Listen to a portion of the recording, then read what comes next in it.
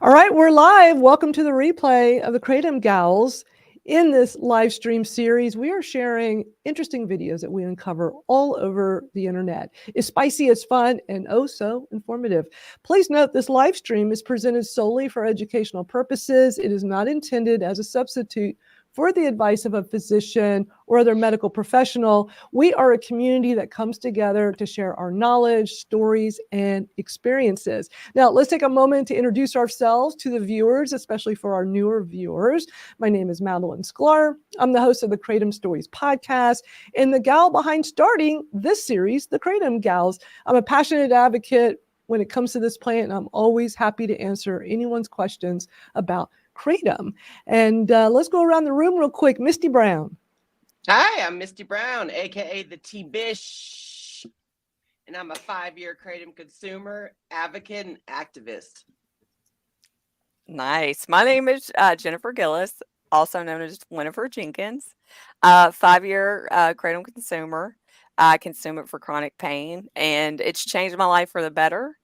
I love that Madalyn gave birth to this Kratom Gals idea so that we can come together and just, correct the misinformation that's out there, because it is a lot.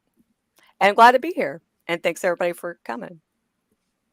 And I'm Venus Usher from Delaware, or Kratom Miracles, or Kratom Butterfly, or now Venus Butterfly on TikTok.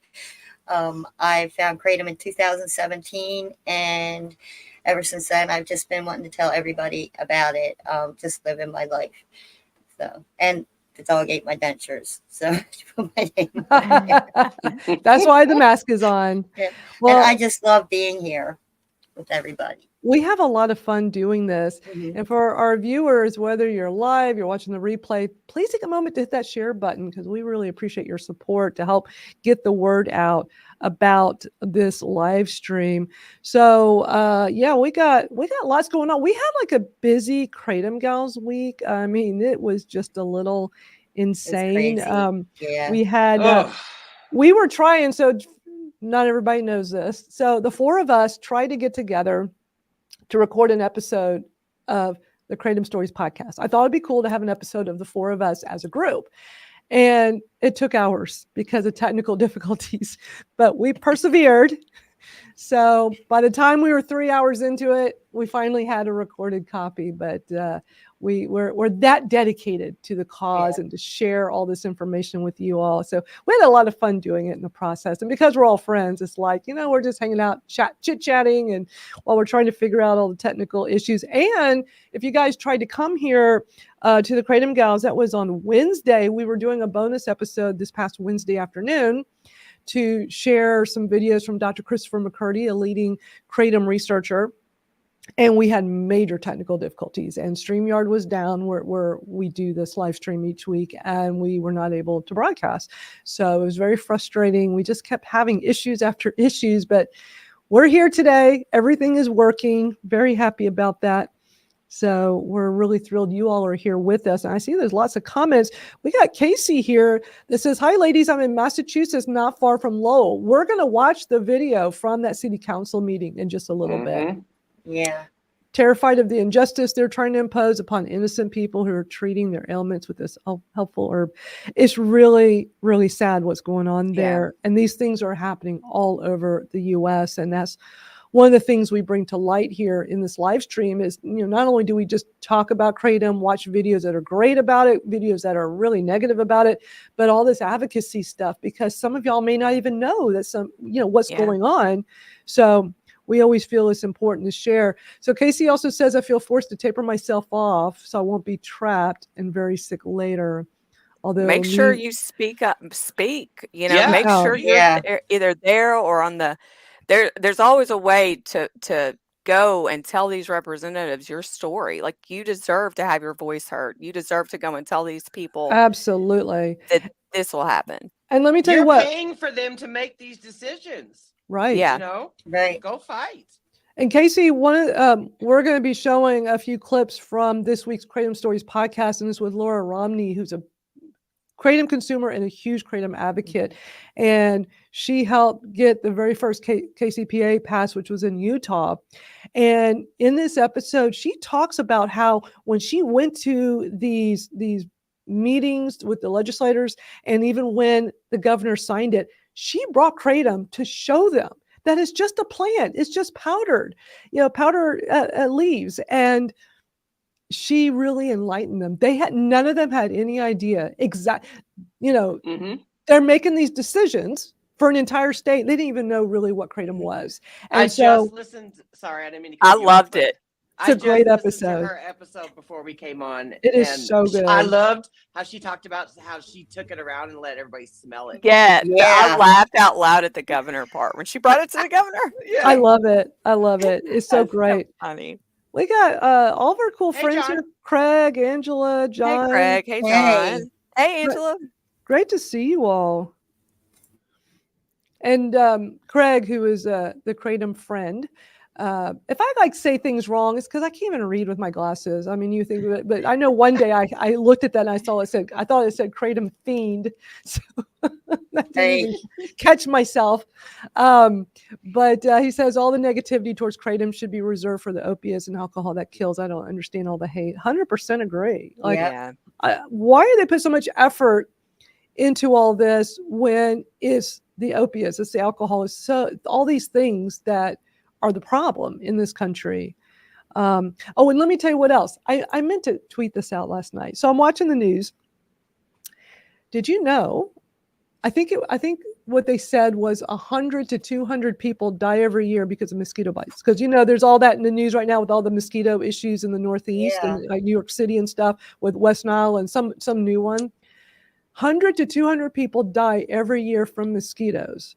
So why are people not outraged by that? We have no deaths or very few with kratom. And kratom alone. That's what I'm talking about. Kratom alone. Right. Mm-hmm. Yet mosquitoes kill way more. So I just don't understand, Where's mosquito danger awareness? Exactly. Right.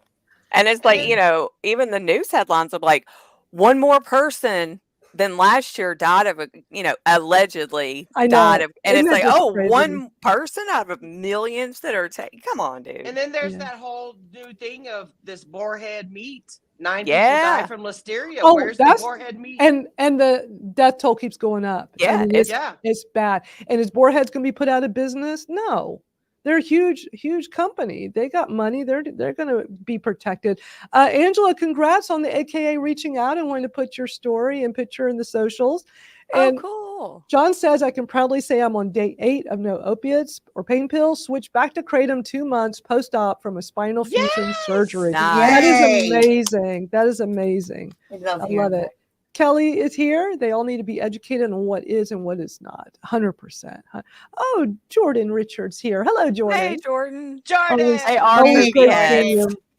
Oh, Laura's here too. Hey, Laura. Laura. Hi, Laura. I'm so glad you're here because I always kick off once we're done chit chatting and we're ready to watch videos. I always kick off with the latest episode of the podcast and play some clips.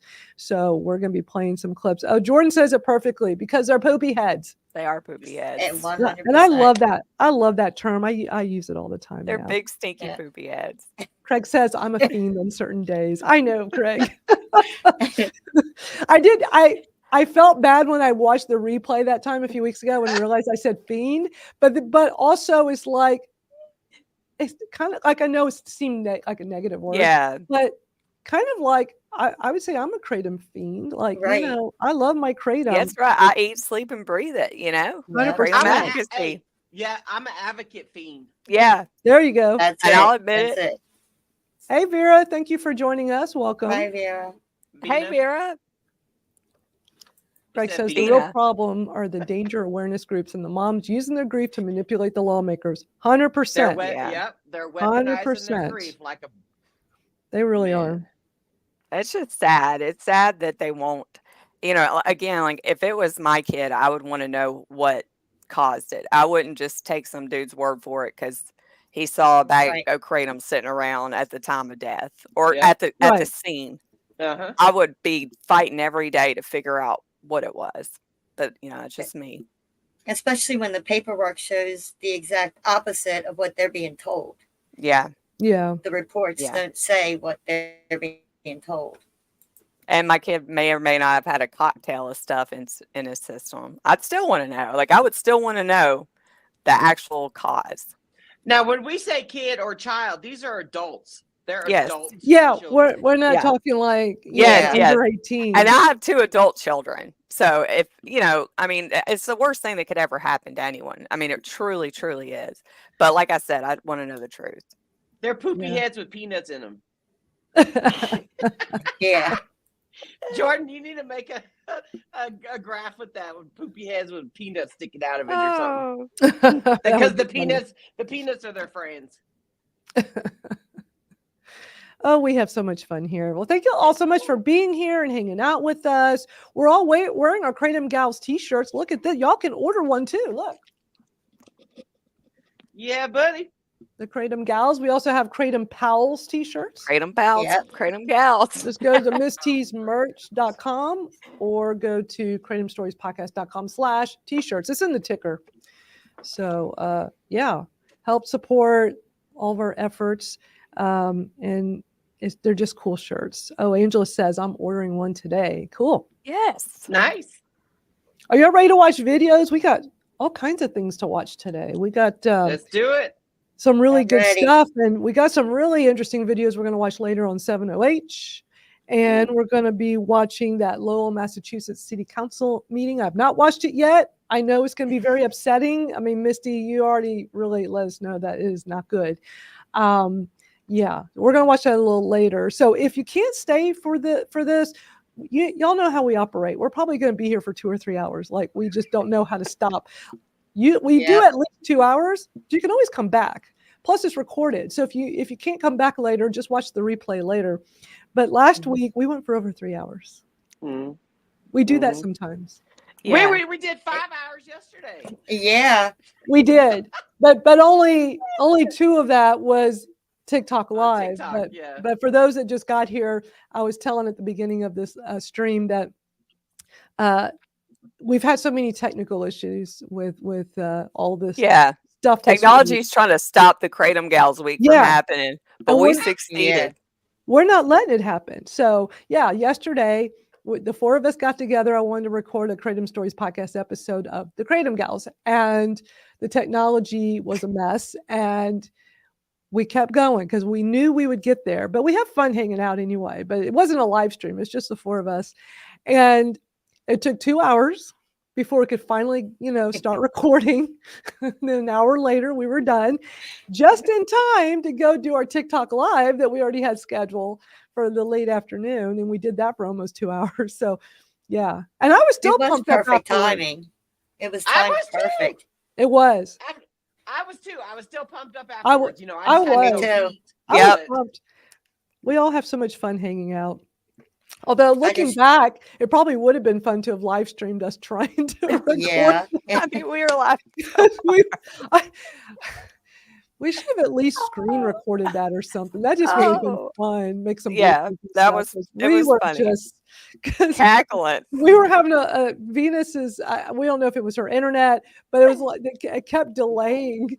we would test it. Let's do our test. We had so much fun doing our test. Misty, show everybody how we were trying to see how long her lag was. 1, 2, 3. 4.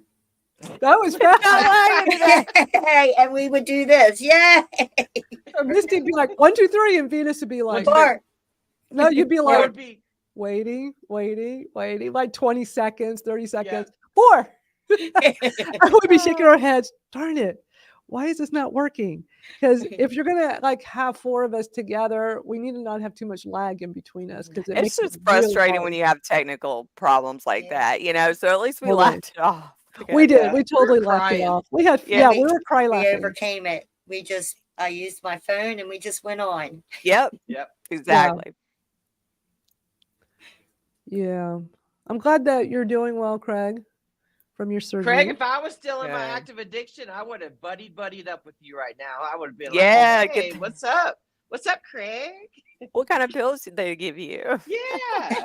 let me smell them real quick. Let me see if they're perks.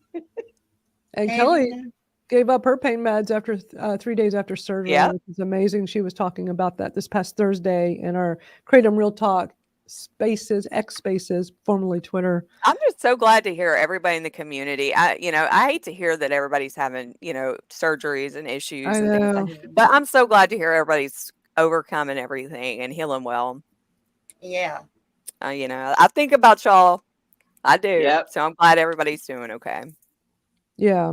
And Mike, thank you for joining us, Mike Gill. Hey, Mike. Mike, Great thank you for letting Facebook me group. share in your groups. Yeah, and thank you for Thank letting me share you. in there too. That's awesome. Hey, I forgot to post on TikTok, so I'm about to put my phone up and you guys wave, okay? Okay. Okay. So 1, 2, 3. Hey. Hey, Okay. TikTok. TikTok, don't stop. All right, y'all ready for some videos? I think we're ready for some videos. We're Brianna's ready. here. Hey, Hey, Brianna. Brianna. Thank Hey, you for joining Brianna. us. And hey, Virginia. Hey, Virginia. Great seeing so many people here live with us. I know. And for anybody that's new, we do this every Saturday for hours because we just have too much fun. All right, so we're going to kick this off with some clips from okay, let me back up. And Laura is here, so I'm excited that she's here. Laura, I've been so busy. I meant to let you know, give you a heads up that I was going to kick this off and show your stuff. First, what I'm going to do before I show clips from the Kratom Stories podcast episode of hers that just came out yesterday, I'm going to play her American Kratom Association testimonial video, which we've watched before. But with Kratom Gals, we've been doing this since last December. We watched that video quite some time ago. I don't even remember. It's been so long. So I'm going to play it first. It's just a minute long. And then after that, we'll play a couple of clips from the podcast. So y'all watch this so you can get to know Laura a little better. 9 years ago, I was diagnosed with atypical trigeminal neuralgia. Many call it the suicide disease because it causes such excruciating pain that many feel like they just can't go on. They told me opiates were my only option. Then I resorted to brain surgery and electrical stimulation just to try to control my daily pain. I felt like my life was over. So when my trusted friend suggested that I try Kratom, I was shocked. It actually controlled my pain. Kratom saves lives. It saved mine, and it can save yours.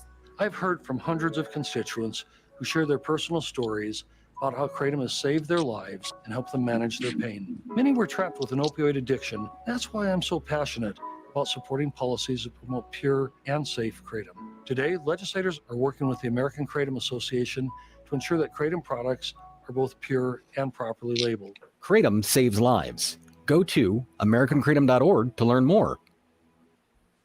That's awesome.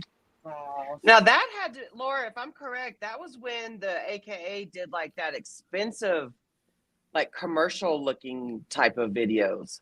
Yeah, those were I don't know. really Yeah. nice ones. Well, yeah, she tells the story in the I think she told it.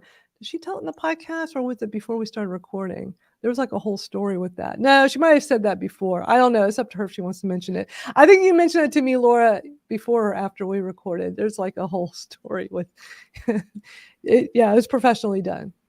So,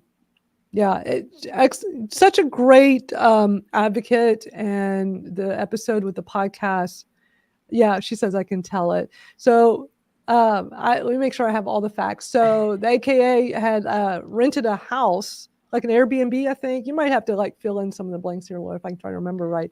And I wonder if we can just bring Laura up. She can just tell us. It's such a funny story. I don't know if I'll be able to tell it very well. Laura, do you want to come in here, Misty, or can you? Yeah. Can you just DM her the link to come directly in here so we can? I would love her to pop Laura, in and tell a story real quick. Yeah, Laura, are you available to come on? She said yeah, so I think she means yes, as in she could, because y'all got to hear this story. That's so Of cool. I love the interview. I really did. You don't need makeup, Laura. I don't have any makeup on. Nobody cares. We're all just. I haven't worn makeup since freaking Vegas, so Listen, I do when we put get my eye older, makeup on because I, being paralyzed, when I couldn't use my hands, I promised I would wear earrings, blue jeans, and put makeup on every day of my life. I don't though, but I do try. I do try. well, when you get older, you realize nobody really cares. No, nobody yes, when it's a me thing, that's totally different. But when you get older, you're like, damn it, do I really want to do this? I'm Yes. so tired of doing this every single day. Who cares? Does anybody care? Nobody really cares. It's like, does it really matter? Mm-mm. It Yeah, doesn't. I would love for Laura to share, so we'll give her a second. We got some other questions popping in. Rise above, how much kratom do you need for viable substance replacement therapy? For example, someone on 100 milligram of methadone for 10 years would require how much kratom? You need, it doesn't matter. We talked about this yesterday on our TikTok live. Just because you have a high tolerance or you're on something with high milligrams, what you need to do, the key to it is wait for those withdrawals to kick in. Then you start kratom, and you always dose low and slow. Always dose low and slow. Yeah. Are you able to send Laura the link? I did. Okay. All right. So Laura, look for the link that Misty is sending you. Oh shit! I can't send it to you on text messaging because I don't have, because this is my like. Hold on, I'll email it to her real quick. Y'all bear with. This is a live. Phone. This is a live program. This is like, believe me, y'all want to hear this story because it's really Yeah. good, and she'll be able to. I can't tell it She's a very good well. storyteller. I She sent it is. to you on Messenger. But if she wants to come on her computer, let me just send her the link. So Laura, look for. I'm sending it to you right now. It's the StreamYard link. So this will get you right in. Because this would be so much fun to have her share her story. And y'all, we really appreciate it if you take a moment and share this out. Let people know that you're watching the Kratom Gals. We could always use your Angela, support. enhanced kratom is not. It's usually got a little bit of the extract in it along with the kratom, Yeah. so it's not just plain leaf. I don't use Enhance. Nope. Mm-mm. That's usually like an extract powder. They add it in there. All right, here she comes. Hey, Laura. Hey, so Hi, Laura. I'm kind of cleaning my son's moving to a new apartment today, so I'm here being service. And this will tell you, I cleaned an entire apartment, kitchen and bathroom because I took my kratom today. Yes, That's so Yes. awesome. Because of kratom, we love that. Well, you'll tell this story way better than me. I was just trying to remember bits and pieces of it, but Oh, the it's video we hilarious. just watched, which was like a high production, aka video, tell the story about when y'all were setting up. Yeah, so it was really hilarious. So this is about 20 miles from my house, and they had this really nice Airbnb, kind of at this view spot, overlooking the valley in Utah there. And so I showed up, and it's just a neighborhood. So there's all this film equipment, cars and everything. And so I go into the house, and they had everything set up, and it was pretty cool to see how they, actually film a commercial and such. And there was me and another gal named Laura Daw, and she was filming as well. So they've got a commercial about her too. You can look hers up. But the two of us were filming in the same house. So we were really close to starting the filming, and the door rings, and it's some guy, some neighbor, and they're like, can I help you? And he's like, well, I'm here representing the whole neighborhood, and we're very concerned. And they're like, well, what's going on? They said, we're pretty sure you guys are filming a porn movie here today. Oh my God. Oh my I mean, the entire crew just burst out laughing. Oh and my they're like, God. what? And he's like, yeah, this is kind of a party house. Like, there's a lot of party that happens in this house. So like, we're all really concerned, and we need to check the house out. So they walk in, and here I'm sitting, here me and this other mom are sitting there, and they're like, oh, and I'm like, check the bedrooms, and he's like, oh, I think we're good. Oh my God! Wow. That's hilarious. That's so funny. So it's pretty funny. Yeah, it was. Mac will still kid about that every now and then. It's something I'm at, So Hey.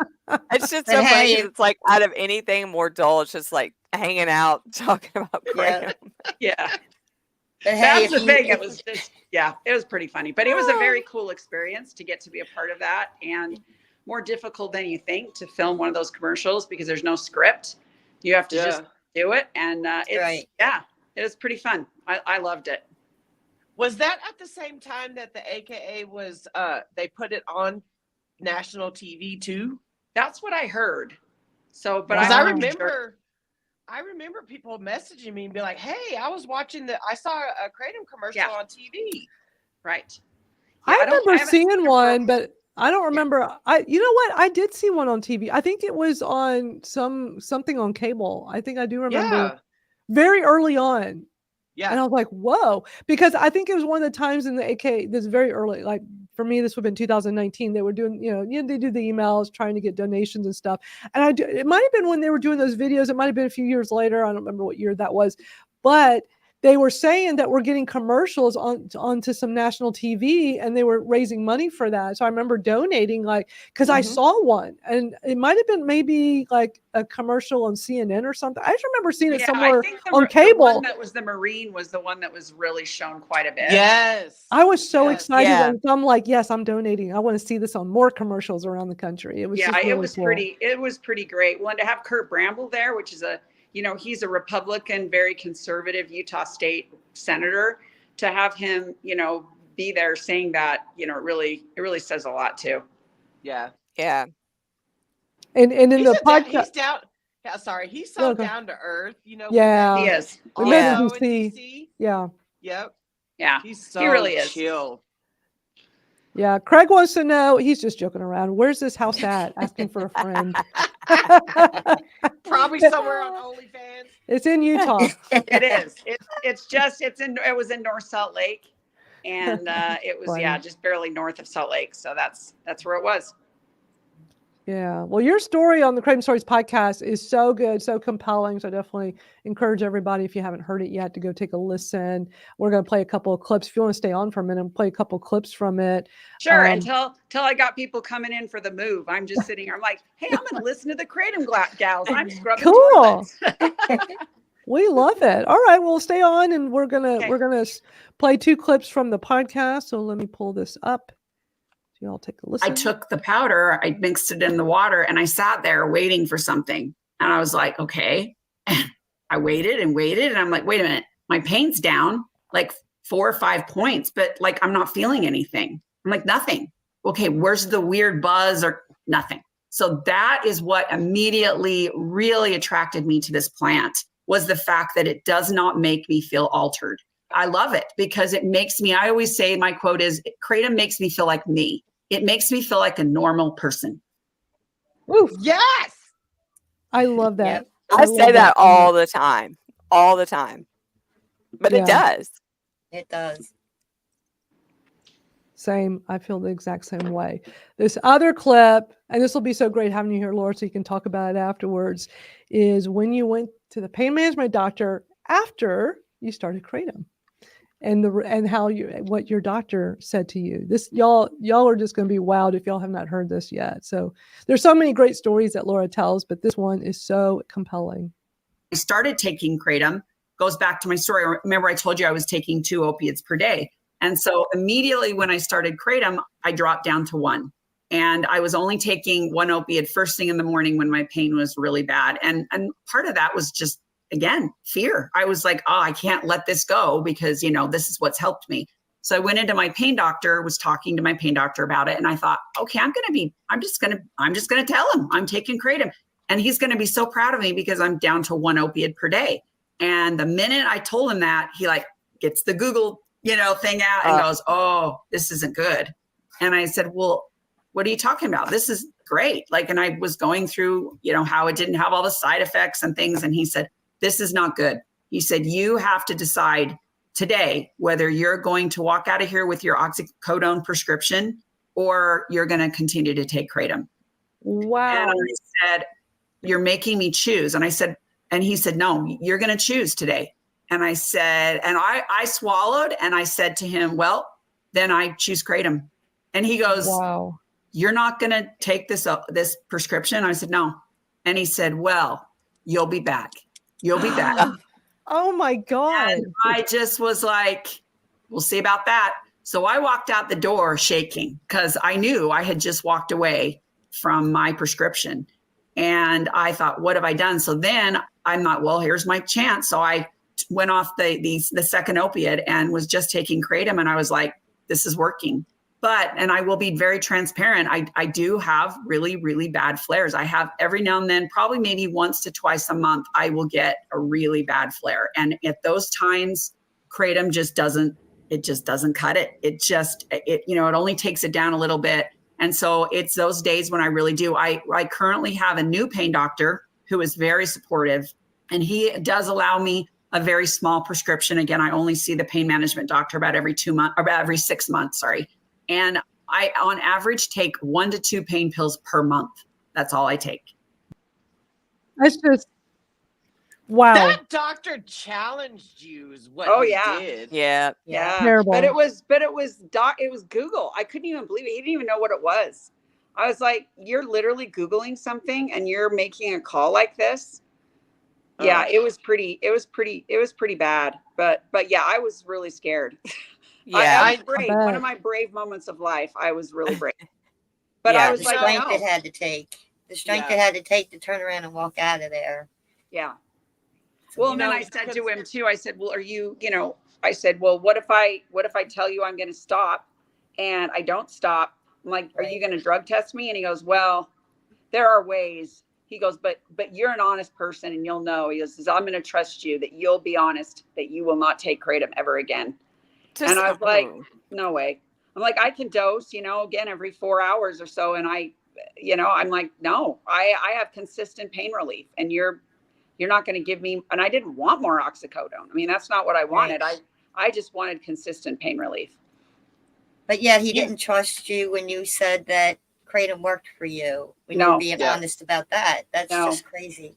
And then I was really scared because I had to find a new pain doctor. I was like, what am I Yeah. going to do? So this time I went into the doctor and I was extremely transparent right off the bat. And I called and I went in and I said, hey, I just want to let you know that, I take Kratom and I'm really only here for this really small prescription. And he's like, that's great. He's like, there are a lot of people that, a lot of my patients take Kratom for pain.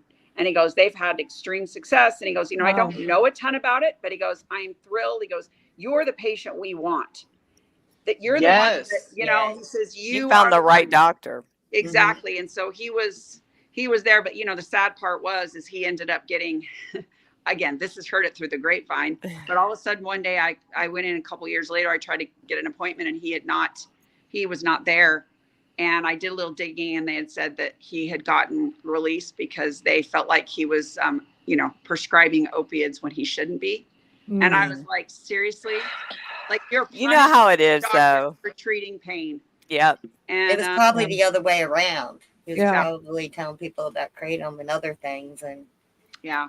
So I was again blessed to find yet a second doctor and he's phenomenal, and he supports medical cannabis and Kratom, and again doesn't know a ton about it. I actually send him a lot of resources. I want to educate him so that he knows a little bit more. So I have sent him some information about Kratom so that he can be more educated when people come in, even though he is still a supporter.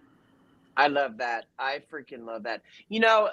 Hearing you say that, you were scared. You were on the, you didn't want to let go of the lifeline that was helping you for so many years. We had this conversation with a lady yesterday on our TikTok live. We know her. Because Madalyn was there too. She was there on the fence. She was scared to kind of like, let go. Make that switch. Yeah. Yeah, just, making that switch full time, and that I told that lady on the live yesterday, I was like, it's you. You're the one holding yourself back, because we know where she can become, where it'll be in the future. You know what I mean? But it has to be on her. She has to be the one to make that choice. Yeah. It's scary though, when I was in that situation. I mean, that's why I do so much advocating and try to help people that are just getting started, because I remember how it felt, that feeling alone. I don't know if Mike Gill is still here, but his Facebook group in 2019 helped me get started. The people in his group there were so helpful in answering questions, and it really helped me get the courage to just do it, because there's still all that unknown, and you just don't. And I know people, they're so hesitant, but then once they finally try it, they're always like, wow, this is amazing. And they realize like it was just a lot of anxiety for nothing. But you don't, when you're in that, you just, it's that unknown. And it's Yeah. hard, it's hard to get over Well, that. and it's like that's your life. Like me personally, I do not like change. Like anything, I like everything just to stay the same. But it's just such a big. You think at the time it's such a huge change because that's how you wake up and take care of your kids every day, and get them off to school is dependent on that pain medication. But it's like it's navigating that uncharted waters. Like Yeah. I'm fixing to be a grandma. That is never nothing that I can compare to anything in my life, because this has never happened before. Yeah. So I am scared, I am scared. But it's the uncharted waters. It's the fear of the unknown. And and that right there, when you overthink it, that's what holds you back. Yeah. 100%. And I'm that's so what I glad was about that. doing. I was doing a lot of overthinking before I started, but I knew I had to just do it because I was going to run out of my meds since I was abandoned by the doctor. And I just kept going to my Gillis Facebook and just kept reading everything, taking notes, asking questions, and just like having all these people share firsthand experience and that they're doing great with this plan. It's like, okay, I have to just do it. That's one thing to say, just to encourage, because again, I've been a pain patient for 13 years. And I have to say, it's been a journey for me even before Kratom. And I was on like, not all at once, but I probably cycled through about 25 different medications, and it was awful. I mean, side effects were terrible. I was on 3,600 milligrams of gabapentin. If anybody knows about gabapentin, they will know how much that is. And it totally toasted my short-term memory. It's like pretty much gone. It sucks. Yeah. But anyway, but my point is this, is I was on, they had me layered on numerous medications, and I was still hurting. You were stacked. They stacked you. Stupid. And then I would say, okay, like for instance, let's say I'm getting amitriptyline or something. So I'm on amitriptyline and I'm like, okay, is this working? And I thought, well, maybe I'll just get off of it. Again, you have to kind of be your own doctor these days. So I'm like, hey, I needed to get off of this. So I'm going to start tapering. So I talk to my doctor and say, okay, I'm going to taper. And then I'd start tapering. And then all of a sudden I'd get a really bad flare and I would freak out. Oh my gosh, it was helping. It was doing more than I thought. It was helping. Oh no. And then I would freak out and I would start back up and go back up again and take it. And then after time, I thought, wait a minute, what if I'm just having a flare? What if it's just a bad couple of days here? And so I thought, you know what, I'm going to stick it out and I'm going to see if this is really what it was that's doing it. And then I would taper, and then I'd have a bad day or something. And then I would say, nope, that's not it. And then 2 days later, I was feeling back to kind of where I was. I was like, wow, like that was the medicine. So I just consistently just started getting off of stuff. And if it didn't work, like if I was on it and I was like, even if I tried it for a couple weeks and I felt nothing, I'm like, nope, I'm done. And I got off of it. And so my whole thought was, get off of these medications that, I mean, I'm totally not, as you know, I tried 25. I'm not anti-pharmaceutical at all. And there's a place 100% for it. But if you are in pain and you are layered on all of these medications, just start doing what I did. Start talking to your doctor and try to wean down off of them, because I think we think they do a lot more than they're doing. Yeah. And once you're have a lot of those out of your system, I think your system's able to, use something like regulate. Exactly. Your system will able to use it better. Correct. And so it's so for me, it's great. I mean, I'm off of pretty much every single medication. I have one preventative shot that I take once a month for like a migraine type thing, but that's it. That's it. Mm-hmm. And I'm like, and I still will have a migraine and I have to take a rescue med, sumatriptan or something. So this is not, I'm not saying, hey, I have nothing ever again, but I'm telling you, I look back to those days when I filled bottle after bottle after bottle. Yes. And I'm like, and I was still sick. Mm-hmm. And so anyway, I want to just encourage anybody who's in that boat, be brave. Your trigeminal neuralgia no longer defines you. Yeah. Oh yeah.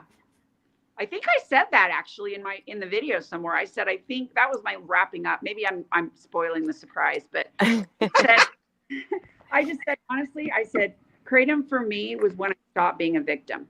I stopped having my disease be my identity. Yes. I no longer am my disorder. That it's not anymore.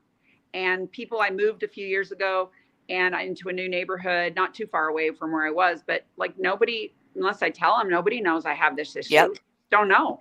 And I love it because I no longer am that sick girl that everybody asks every second, how are you feeling? What are you doing? How's your head? How's your pain? And I hated it. And I just became that. So it allowed me to have the pain control so that I was able to start healing myself mentally, because pain is as much a mental game as it is a physical game.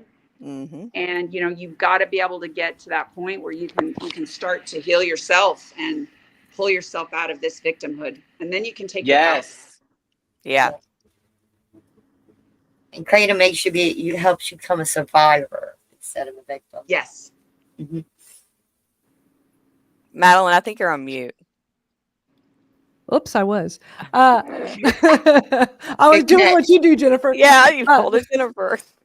Laura, thank you so much for joining us and sharing all Yes. this. It's a little impromptu jumping in since we're Well, I'm showing glad I can videos do of it. you. I really do. I just love hearing you talk, though. Thank you so much for coming on. Oh, I'm glad. Thank you.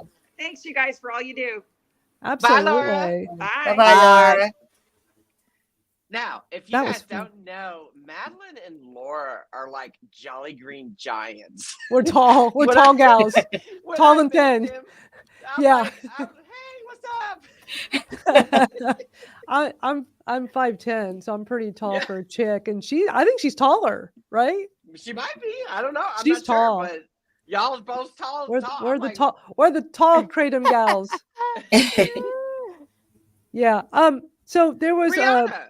yeah, but well, let I me saw that. yeah, let me do so Brianna has a couple. So Brianna, welcome to our show. She has a couple of questions. The first one she did just a little while ago, while we're talking to Laura, is can we give a quick rundown about the different colored kratom and their primary uses? Red for bed, white for flight, green for in between. You know, red is supposed to be the sedating strain, but you know, even when I tried reds, it didn't sedate me. You know, Yeah. and then It doesn't sedate me.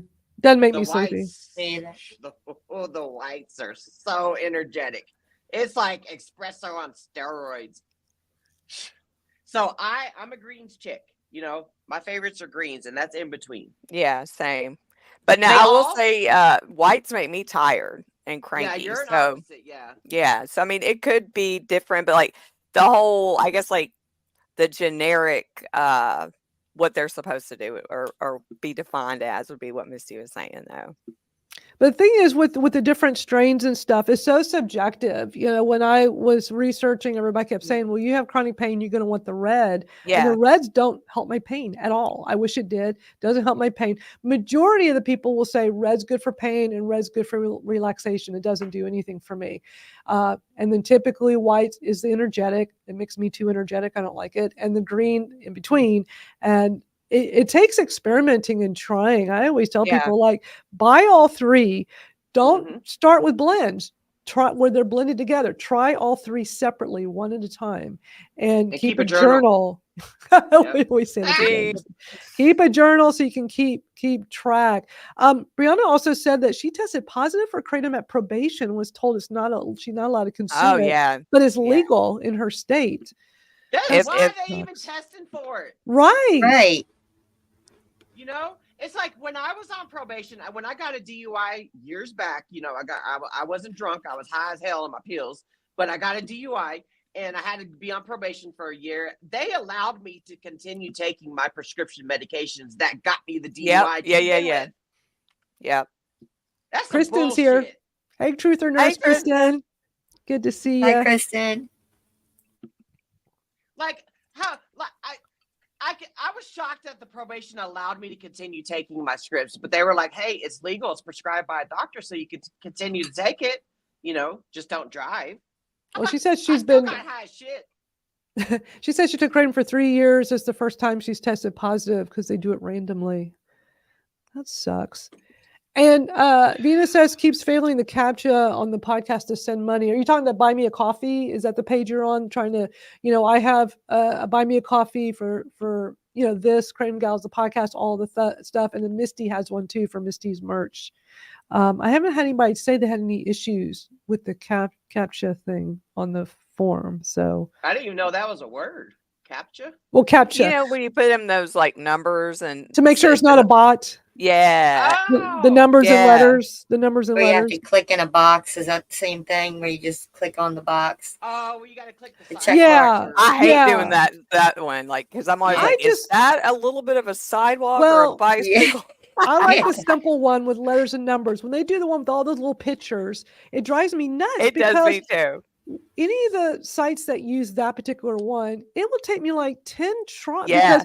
because it'll come back and say, no, you didn't get it right. And then sends you all new pictures. And I'm looking and they're grainy as hell. And you're like, Yeah. I can't tell And if that's a I'm like, bus or not. I don't know yeah. if it's a bus. What Like, is is that it? a tire to a bicycle in this picture? And so sometimes Yeah. I'll just get like my kids. I'll be like, will you do this real quick?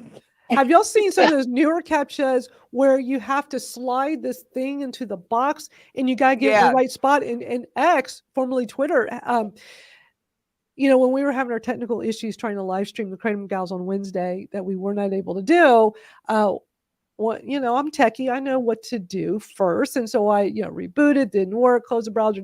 I cleared the cache. I hate clearing the cache on the browser because it wipes out all your saved Yes. stuff on your browser, which means I have to redo passwords for everything. And every time this happens, it doesn't happen to my Kratom Stories X account, but my Madalyn Sklar, which is a huge one, has over 100,000 followers. I was known for teaching Twitter. It will not let me in. And this new thing it does that Elon has set up is you got to like slide this box in and turn it to make it fit like a puzzle. And I'm like, yeah, yeah. what is this? And every time I go through this in the past year for that account, it thinks I'm not a real person and it locks me out. So I cannot get into that account usually for a day. And it drives me nuts. And so And I bet you're like, freaking Elon. of course. And I've gotten back into do my X spaces on that account. And I was like, oh my God. So yes, it was like Elon, what is he That's doing what now? when I'm on my TikTok, when we're doing our TikTok lives, it has me slide that little puzzle piece into Yeah. the thing. And that's Weird. that was the first, like a couple weeks ago was when it happened. It happened yesterday too, but when it happened, I didn't realize that they started doing that on TikTok. And when another Kratom advocate came in and she said they started doing that because those people that used to sleep on TikTok lives, Which is so they so want you to weird. verify that Oh. you're still up awake or whatever. Yeah. Yeah. Thank you for posting all these questions in the chat. And we're broadcasting in multiple places. So some of y'all are watching on YouTube, and so I know not everybody sees all the comments. The four of us can see them all, but some of y'all are on Facebook. We got Misty's Facebook and my Facebook and Venus and Jennifer, and we all have our YouTubes as well. So we're all over the place. Yeah. Terry agrees. Hates that picture CAPTCHA. That thing just drives me nuts. But thank you so much for being here. And Brianna, thank you for being here with us. This is recorded. You can always watch the replay later. But yeah, we got videos to watch. So y'all keep the questions coming. Craig says it best. Elon is an alien. I love it. Make a meme. Craig, make a meme for that. I love it. I love it. Oh, Venus says she did the CAPTCHA 6 times. Oh, I don't know. It is probably something wrong with the site then. So I don't Hey, know. well, that person says Kratom Gals sound like characters in a graphic novel. We'll take it. Shit. Yeah. Yep. Hold on. I got to get this troll off of my YouTube. I'm going to put you in timeout with your silly comment. So do y'all see it? Did they make more than one? No, it's just the one that only the four of us can see. Not everybody can see. Do you see at the Because we're bottom? literally out here stomping out the misinformation. So if you want to picture us holding knives or something, go right ahead. Well, I don't know why people. I'm putting you in timeout, whoever you are, because we don't have time for this. Okay, we got videos to watch. We got stuff to do. So I came across this brand new video that really want y'all to see. We're going to catch up on some of the Christopher McCurdy videos. And he has one we're going to watch in just a little bit talking about 7OH, and it's very interesting. And thank you, Jennifer, for watching that ahead of time and kind of queuing up the timestamps for that. But there's a brand new video that just came out like hours ago, like maybe last night or early this morning, probably last night. The guy's he doesn't have a lot of subscribers on YouTube. It's a YouTube video, but it's an intriguing video because he's young, he's a kratom consumer, and he tried the 7-OH tablets. And it's very interesting to hear his take on this. Now, it's a 17-minute video. We're going to watch the first 12 minutes because it's really that interesting. And I'm going to play it at a faster speed because he does talk slow. And since it's a long video, we got other stuff to watch. I can actually play this at 1.5 speed. So it's going to be sped up a little bit, but y'all let me know if it's too fast. Let me know. We know Misty listens to stuff at 2x. I cannot listen to anything at 2x. I do 1.5. My brain, 1.5 is usually the most. 2 will just fry my brain, but I was able to listen to him at 1.5x. So at least it won't take so long, but I'm sure I'll be stopping a lot because I'm sure y'all going to have lots, especially I know Misty, you're going to probably have lots to say, but it's interesting. And these are the kinds of things we watch here so that we're all made aware of what people are talking about on the internet. And when I first saw this pop up, I thought, oh no, another young kratom consumer who loves the 7-OH tablets. So this one is quite surprising. So let's take a watch. To YouTube, what's going on? Back with another video. Today, we're gonna be talking about something very important. Love the do-rag. Something very important for all my people, all my kratom people. We'll be talking about something real important. We're gonna be talking about something that not too many YouTubers really talk about. Not too many YouTubers really. Is this 1.5 speed okay for everybody? Is everybody good with this? I'm fine. good. It's not too bad, yeah, because he talks slow and he has a lot to say. But I love his accent, man. Yeah, Yeah. But the title of this is Kratom Product Review. You don't want to miss 7-OH review must watch. I'm thinking, oh God, it's gonna be another one of those young guys praising those 7-OH tablets. That's what I thought. But you'll be pleasantly surprised. Talk about this specific product. So we're gonna be reviewing the kratom product. I'm gonna give you a description of what it is. I'm gonna show you what it is, and I'm gonna basically tell you my experience with it, and I'm gonna be telling you if it's good or not. I'm gonna be telling you if you should be taking this or not, and I'm just gonna let y'all know how I feel about it. But today we're gonna be reviewing this product right here. Okay, 7-OH. All my kratom people, if you haven't seen this, listen closely. Listen closely, guys. This product is. Misty, why don't you tell everybody real quick what that is that we're looking at? Because not everybody's aware of this stuff. What somebody somewhere did was they made a synthetic form of the 7-hydroxymitragene that is naturally found in kratom, but at minuscule amounts. So what they wound up doing was they extracted from the extracts to get the 7-OH, the 7-hydroxymitragene. That shit is synthetic crap. And they go around and they promote it as it being a kratom alkaloid. It's kratom this, kratom that. It is not kratom. Yeah, they're taking the mitragene, and they're chemically altering it to get the 7-OH. So they're using chemicals. It's synthetically made. Yeah, synthetic. So this is not the whole leaf kratom that we all take. And these are getting quite popular, but he does a deep dive into this, and it's quite interesting to listen to him. When me and Bud went to the Champ show in Vegas, we went there twice. We went in February and July.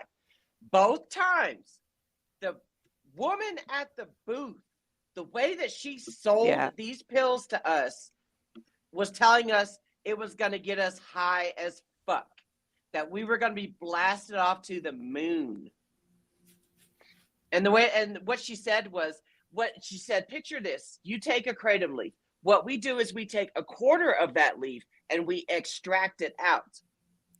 No, what they did is, you know how there's the extracts that have the mitragene and 7-hydroxymitragene in it? What they did is they extracted the 7-hydroxymitragene from already the extracts, and they amplified it. Yeah, Terry. Yeah. Well, that's how it's like on those damn Facebook ads. It's like strongest alkaloid, and it's always misspelled, by the way. Yeah. If I saw an ad that has that many spelling errors, I know that they have to do it, to get through because of the Facebook crap. But it's like, that's shady as hell to me. And it's not an alkaloid. It's not. It's synthetic. Some jackass somewhere in a lab coat freaking synthesized this shit. Well, it used to be an alkaloid, and then they used chemicals to alter it. So at that point, it's not just something straight up. Yeah. Right. It's man-made. But look how they sell it. It's a little package with 3 tablets, and they're expensive. So let's keep watching because it's interesting hearing his take. Is supposedly made with extracts. These tablets are 14 milligrams. There's 6 servings. 3 pills, 6 servings. It's got a line down the middle of it, so you break the pills in half. So I'm gonna tell you guys, my experience with it. Currently, I take the extract shots, which I'm trying to get off of them, but just slowly getting off of them. But I had a girl in the smoke shop. She actually talked me into getting these. She told me that she really just talked me into getting them. She was another Kratom user. She had a little bit of her story with me, and she pretty much told me that these saved her from all the bad side effects that the Kratom powder can give you and the Kratom shots can give you, because we all know that the shots, they're not good for you. They do a lot. They do a lot of wear and tear on your organs, your stomach, your gut. Especially if you're taking high doses and you don't take breaks. That's just, that's what it does. We all know that. So, but this product right here, this product is I'm gonna say it in like the nicest way. This product is fucking dangerous. You understand me? This product is perfect for people who want to get fucked up on fentanyl. Yeah. You know what I'm saying? Yep. Like straight up. I took half a tablet and I literally sat and drooled all over myself, falling asleep for 4 or 5 hours straight. So, Y'all, this is just, I'm so, when I first started watching this video, I'm like, oh gosh, another one of these young guys that loves the 70H. And I really thought he was just going to be all for it. Then I was like shocked when he just said what he said. I'm like, oh, thank God, somebody that like totally gets it. I'm hearing about people, just dropping 2 of these at a time, going all the way up to like 12 a day. Like, do you even, that's so much money, dude. Yep. This and guy it's not, this guy on my TikTok is spending $500 fucking bucks a day. Yeah. For that shit. Well, and it's not even, it's not regulated in any way, shape, or form. No. So these vendors that are out, or these kitchen chemists that are out there making this stuff, you don't know if it's 14 milligrams in there and all the rest, a whole shit ton of fillers with whatever they want to fill it with, or you don't know if you just don't know how much is in there. You have no idea. So you're just trusting the kitchen chemist. The whole point of those, I'm telling you, their demographic to target is the addicts. Oh, yeah. And you always can tell the addicts. It's always the addicts when they're talking about it. You know what I mean? Yeah. Man, I'm up to like 15 a day. And, I just can't, my tolerance is blown. Yeah. Plain leaf doesn't do anything for me. And these are people that hadn't even been taking it that long. Yep. You know what I mean? Not long at all. They cannot go back to regular Kratom powder afterwards unless they take a massively long break. Yeah. Right. And I understand he wants to get off of the liquid extracts, but 70H is not the way. And whoever fucking told him that shit needs a fucking bitch slap. Yeah. Yep. Totally. But look what Kristen says, that she gets texts all the time offering them free with purchase. It just comes off to me like this is a money grab. You got some of these players in the industry that figured out how to do this. They know what they're doing. And these things are expensive. Yeah. And it is such a problem. They shouldn't even be allowed to call this Kratom because it is not Kratom. They shouldn't be. They really shouldn't be. How is it they get away with calling it that? To me, it's like illicit fentanyl's fucking, cousin. Right. Yeah. It's just crazy too. It's like, I know, Misty, I know you've gotten like a thing on Instagram offering for free. My thing is this, because I know Reddit's horrible about, why do these people trust this? Some dude just sent them a message talking about, let me give you some of these pills for free, dude. Yeah. Like, you know what I'm saying? Like, are you kidding me? Yep. I don't know. I don't know. It's also not anybody's fault but the consumer. Those those tablets, if anybody's marketing to you, they're trying to pass them off as safe. Yep. You know, it's Right. kratom. You'll be fine. So you'll be popping 12 a day before you know it. Those 7-OH tablets, any of them, not just that brand, they turned into a full agonist opioid in your opioid receptors. You are literally taking diet morphine. Wow. Yeah. I gotta go. It's terrible. It's terrible what's going on. Well, we got more of this to watch. We'll wait till you come back, Misty, because there's some more of this to watch. But I mean, he has the lady at the smoke shop like forcing this on him, like, you know, telling him all this stuff about it, making him think he should buy it. Yeah. Well, for all we know, though, this is how I could even see lady at the smoke shop, you know, the 7 ohms vendor comes in and he's just bullshitting this lady, telling her, oh, yeah, this is safe. Right. And so she's just going to mock that on back to all her customers. You know what I mean? Right. I mean, this is what the problem is all that misinformation and bullshit just spreads like wildfire. Next thing you know, people are all over the internet. Just, you know, the whole, what's that, you know, the phone game where, you know, you whisper something to somebody. Yeah. That's how it is. And by the time at the end of the day, there's all kinds of shit going around that's not true. It's sickening. It really is. This 7-OH is terrible. I mean, it's bad enough that you get people that abuse extracts, and extracts are so different from the whole leaf powder, kratom, you know, and yet now here's something else that's worse than the extracts. Yeah. And there's not a whole lot of research on the 7-OH. You know, and there's not a lot of, I don't know. It's just, and the cat's already out of the bag. There ain't no pushing it back in or nothing like that. I mean, there's so many people making this shit right now. And just, well, and Terry says it well. A lot of these smoke shops have no idea what they're actually selling. Exactly. It's so true. It's so true. Yeah. I think kratom. if somebody in a smoke shop is pushing it on you, it's because they've been incentivized to sell it. Yep. They're probably From getting those a commission. They're probably getting a commission to do it. And so they're just getting fed. And Teresa says stupid. it perfectly. Just like the big pharma reps in your doctor's Yep. office. That's exactly 100%. how those Yep. people are at the smoke shops that are pushing Yep. it like they did to this poor kid. Giving pens It's- and notebooks and shit away. Yeah, It's fast cash for them. Yeah. you it know? really is. It's a And lot so, of money. like I said, you know, just like with that stupid ass GKC founder, you know, his demographic target audience was getting the college kids, you know, to try their tonics because it's a sober alternative to alcohol. You know, so Study he all got night long or whatever. He got a whole bunch of motherfucking college kids that became addicted. So, but the 7-OH, their target audience is people that are trapped in active addiction. Like, yeah, 7-OHMs, you know, like Jennifer said, there's not enough research on it. Will it cause respiratory depression if you take in massive amounts? We don't know. We don't fucking know. Nope. Why would you want Nope. to be a guinea pig for them? It makes me sick to see that shit. Somebody taking advantage of someone, you know, When the they're already addicts that have gotten vulnerable. their lives together through the help of kratom.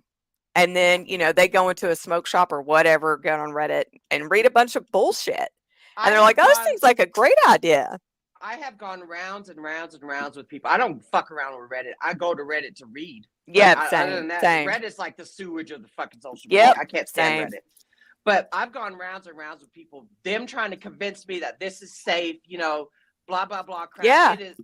No. An addict is being born with that shit. Yep. And us advocates have to fucking clean up that mess. Yeah, definitely. Did y'all see Dr. Heidi's here? Hey, Heidi. Hey, Yeah. hey, the doctor's in. Yeah. Jordan, I know you did multiple videos yesterday. I see 3 of them on your TikTok. Which one? We'll play it after we're done with this video. Just let me know. I saw the one where y'all at the beginning, y'all are talking about the documentary, and then y'all play Dr. Henningfield, but I see there's 2 more on your TikTok. I'm looking at fights with people. on Reddit. Yeah, fucking Jordan. I swear, Dude, you know, Reddit is like, there's not even, them people don't even, it's like talking to a brick wall, man, because they just think they's the professors at life. yeah, You know, I can't stand that. I just, they're Dr. Dipshits is what they are. Let's keep watching Oh. this video because there's still more of it. Because he goes on his rant. Okay. This product I will definitely not be taking again. This product, I don't think that this product should be on the shelves in the smoke shops. And it's crazy how they push it. Anytime you go into a smoke shop in Florida, especially in my area, and you mention Kratom or you buy anything that's Kratom in it, they're gonna fucking shove this in your face until you buy one. Until you buy either That's a 3-pack crazy. or you buy one pill for fucking $14. They're gonna throw this shit in your fucking face. Take your fucking money. They're gonna take your money, and then you're gonna be running right the fuck back. I guarantee you. Now me, I'm very strong. I have a lot of willpower and shit. So I really just got upset when I took these and I realized like these feel like I'm on perks straight up. Half of one of these tablets is stronger than a perk 30. And if you do your research on these, this 7OH, this is stronger than morphine. You guys understand what I'm saying to you? They're selling these in the fucking smoke shops to minors, to people who want to get fucked up, and it's pretty bad that you can get your hands on these so easily. Matter of fact, that's the first shit they throw at you. They fucking shove it in your face until you know what I'm saying, and tell you all about it, how great it is. Yep. I'm here to tell you guys, stay the fuck away from this shit. Stay away from it. Telling you right now, stay away from it. This shit is not good for. It's not good for just us Kratom users. You know what I'm saying? Us that really respect it. This is not good for it. This is not good for us. You know what I'm saying? This is gonna fucking ruin a good thing. You know what I'm saying? Stick to your plant. Stick to your powders. Stay away from the extract. Stay away from this shit. These are bad for you guys. These are bad for you. You're gonna take these. You're gonna get hooked on them, and you're never gonna be able to go See, an back to addict powder. sees this and they're gonna run up to the smoke shop. Yeah, I know. Right. I know. That's why. Right. Like God. I'm telling you guys. That's why I only posted up just a couple videos on my TikToks about it, because it already has happened. 2 people have commented on my video saying, because you posted this up, I got curious. Now me and my wife can't get off of them. This other guy spending $500 fucking bucks a day on them. Wow. It puts me in a bind where how the fuck can I warn the public about these? Right. And then I'm like, well, fuck it. I ain't gonna do it because I don't want to create nobody that. Yeah, you know, yeah. It's a double-edged But sword. it still ain't on you though, Misty. I mean, you're just educating people. You know what I'm Right. saying? Yeah. Everybody Right. should know what's going on. I mean, you And they're can't not help just these. they're not just being curious, they're being irresponsible. That's what Yeah. they're being. Yeah. I mean, you know. But It I mean, puts I me in totally the- get what you're saying. Yeah. Yeah. Marie says, Yeah. $500 a day. Why not just stay on what they're on? Right. Exactly.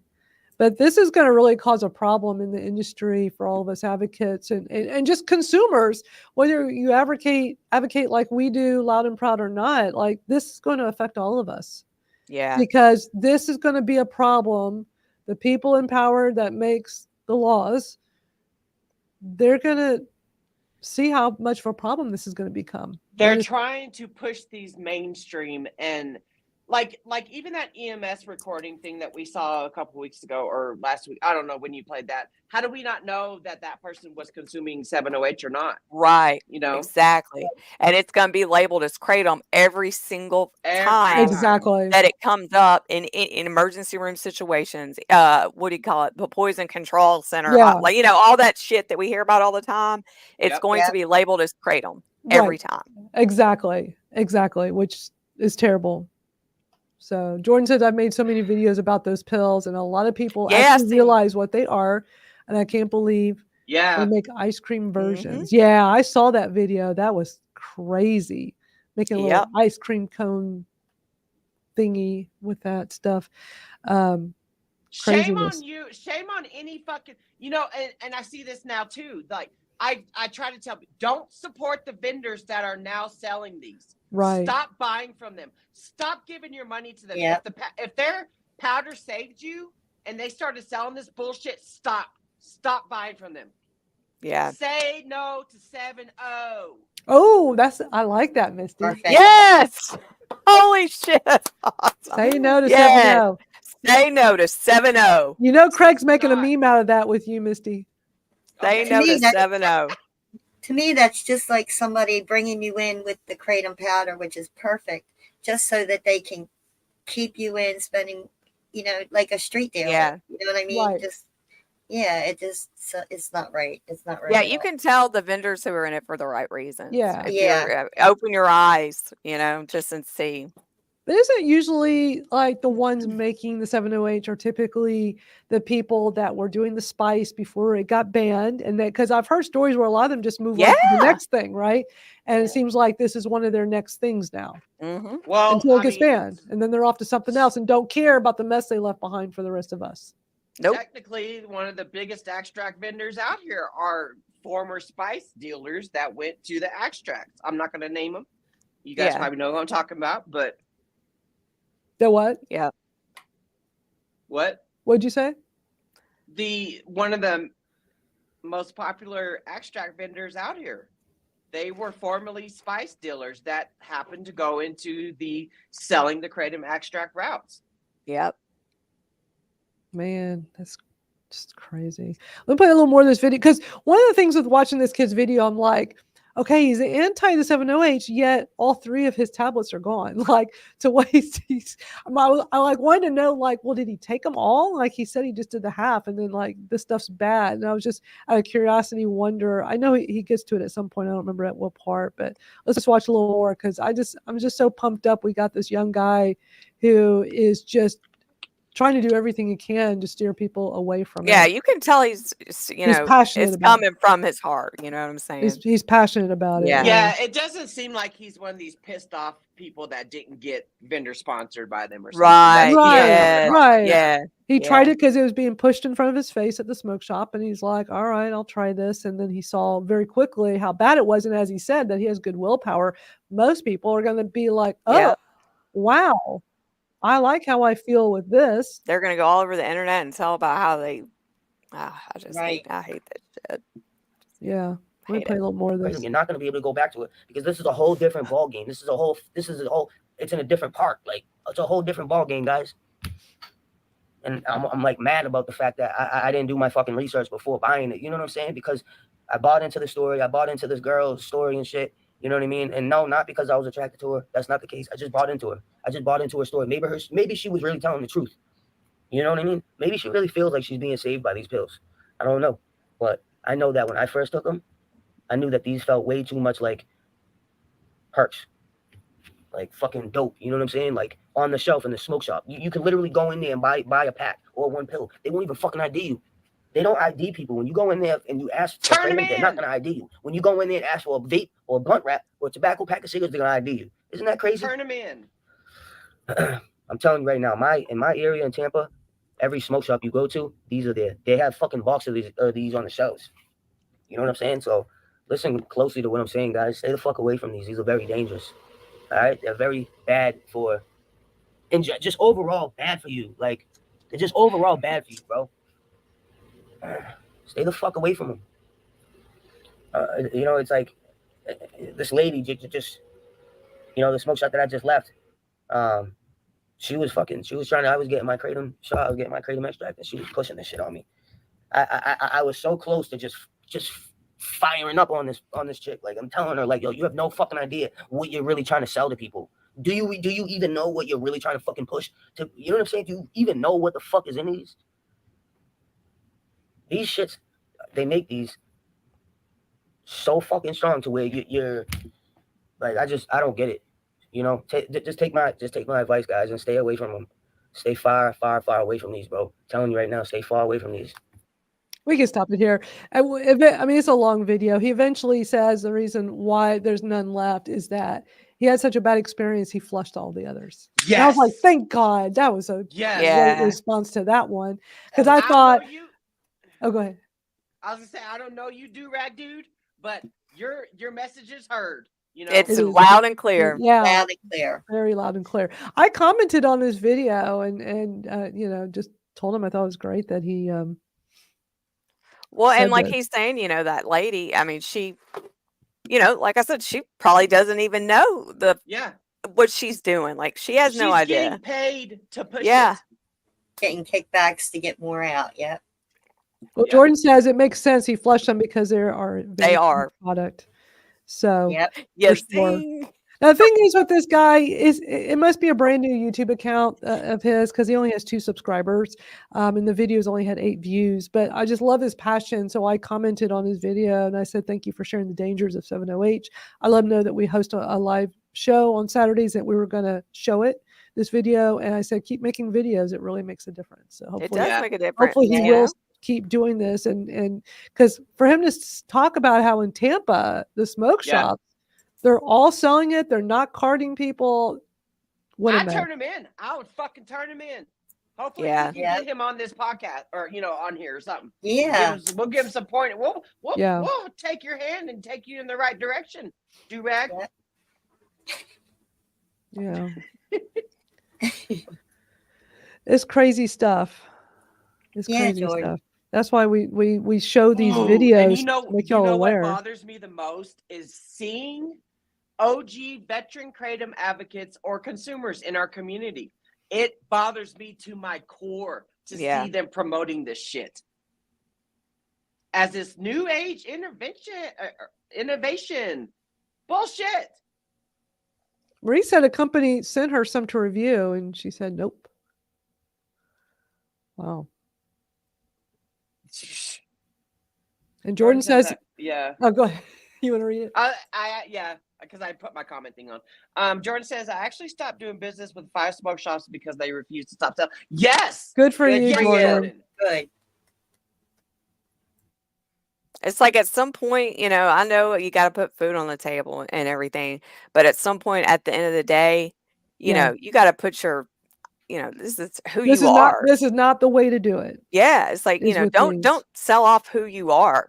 Yeah, some, exactly. Don't throw your integrity and authenticity away to catch a few extra bucks. Yeah. It's not worth it. Exactly. Jordan, which of your TikTok videos, because your last 3 are with feature Dr. Henningfield. I don't know which one you were mentioning because we can play it real quick. But before you had made a comment about Dr. Henningfield and the videos y'all were making. So I can. You know what's funny? When I saw his video last night and edited it, him and Tim, they both say the dangers of kratom or something like that. That's what we were trying to accomplish yesterday during our thing, where we were trying to say let's see if we're still with how good we are, because this is y'all how I wrote down somewhere how I think we tried 7 times. So let's see if we can remember to do it. So this is what we were doing yesterday. For those that haven't been here for the last hour and a half, we talked about the beginning of this program. Watch, it's going to be perfect. Well, it will be. We were trying to record. I wanted to record an episode of the Kratom Stories podcast with the 4 of us as the Kratom Gals together. We had a lot of technical difficulties. It took us 3 hours, but we got it done. But one of the things we wanted to do was have an intro at the beginning of the episode where we just each say our name and then say we're the Kratom Gals, and we kept practicing and when Venus's internet or whatever it was that had her lagging, I think we probably laughed more than anything else because it just wasn't happening, and we kept doing take after take, and then finally we got one that was I think good enough. I haven't played it back to listen yet, but are we gonna say and we're the Kratom Gals or we're the Kratom Gals? Y'all overthink all this. I don't know. Let's just show them how funny we are. We're gonna swing it. Okay, so this is it. This will be close to what the intro of this podcast episode. It'll come out in a few weeks. Hey, I'm Madalyn. I'm Misty. I'm Jennifer. I'm Venus, and we're the Kratom Gals. Venus, there was like no pause after your name. You went right in. All right, that's all good. That's how it was. That's what we kept trying to do, and we just had so much fun. But Jordan and Tim did it perfect. Yeah, I keep trying. I think it's harder when there's, I think it's 4 people is like harder than 2 people. You know what I mean? Oh yeah. And we're all live streaming it, so there's always that bit of a lag anyway when you're doing stuff live. Jordan created a blooper. Jordan said it took him 45 tries. Oh wow. Oh man. Well, y'all came out perfect after the 46th try. Is that the video that starts off with the 2 of them talking, and then because I could play that one? I think that's the one. Yeah, I found it. I would play that one. I'm going to play Yeah. it. But let me do my little trick so I can actually play it full screen. I figured that out last week. I know, Man. Jordan. Because Okay. when we were in DC and we were at his Airbnb, there's so much shit that me, Bud, and Tim and Jordan were doing and saying. It was fucking hilarious. Yeah, let me pull. So we'll watch the TikTok that. Oops, that's not what I wanted to show. Press the wrong button. It's a live stream, y'all. If y'all saw how many buttons and how many different things and 2 screens I have going here, Yeah, like an airplane console. Just yeah, y'all be going. You're fine, Madalyn. You're all good because it's a lot to do all this. Okay, so I'm going to show the video. It's a 2-minute video that Jordan has on his TikTok. So let's bring this up. How dangerous is Kratom? Check out our quick snippet with one of the leading addiction scientists in the country. Here's what he had to say. Survey after survey shows that most people use Kratom for health and well-being. If they want to get high, there's much better substances, if you will, are much more effective at getting high. I'm not saying better, but much more effective. So when people compare Kratom to, say, opioids, I know Nida once mentioned that like people use Kratom for energy and focus, while typical opioids that wouldn't apply. Do you agree with that? Yes, I do. And in fact, one of the differences between Kratom is that people are more likely to use opioids to escape life, escape hellacious conditions. There is a famous Vietnam veterans study that opioid use was incredibly high to the soldiers that were in Vietnam. It was a hellacious experience. Heroin is readily available. Many came back to the United States using heroin. Within 5 years, most stopped on their own. Kratom, in contrast, people use to do better at life. Yeah. They use for well-being. Whereas opioids, for example, are often used to escape miseries in life. People more often refer to Kratom use as, I got my life back. I can work again. I can take care of my family. NIDA does not say Kratom is safe and effective. It says Kratom carries some risks. However, we know that opioids contribute to more than 80,000 deaths in the last year, that there's 108,000 drug overdose deaths. Have any of them been contributed to by Kratom? Possibly, but the signal is very small, and overall, somebody is much better being on Kratom than they are on intravenous heroin. It's important to understand why people use something. Yeah, I would have been so nervous too, Jordan. Like, dude, that's Dr. Henningfield, bro. Yep. I don't know, man. Like, even y'all going to like DC, man, I probably would have just froze up seeing everybody ever. I'm like, I don't know what to do. The fact that Jordan was able to even get an interview with Dr. Jack Henningfield is it's extremely rare to do that. So he was blessed to get that interview. Yeah. It's just gotta be so cool sitting there and with the minds, all the scientific minds of Kratom sitting there, just listening to him talk and stuff too. I mean, had to be pretty cool. It was. It was That a was powerful feeling sitting in there. Yeah, I bet. It really was. It really was. It was pretty amazing. Jordan asked, how can we donate to your live stream? So I do have a Buy Me a Coffee page set up. Misty has one too for the Misty's merch. But if you go to, it's Buy Me a Coffee. I have it on the website at Kratom Stories Podcast, but it's called Buy Me a Coffee. You go to buymeacoffee.com/Kratom Stories. And you're able to help donate towards the podcast, plus all the things, all the stuff that we do. It all costs money for me to run all this stuff.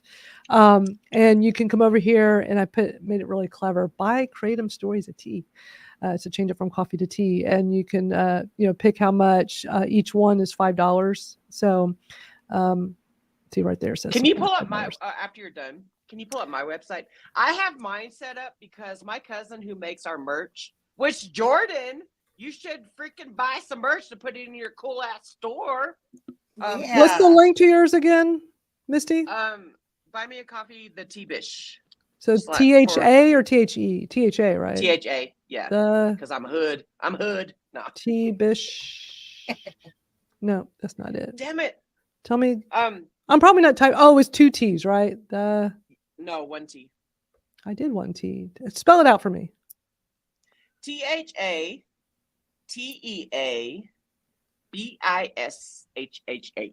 I didn't do the extra H's. Okay.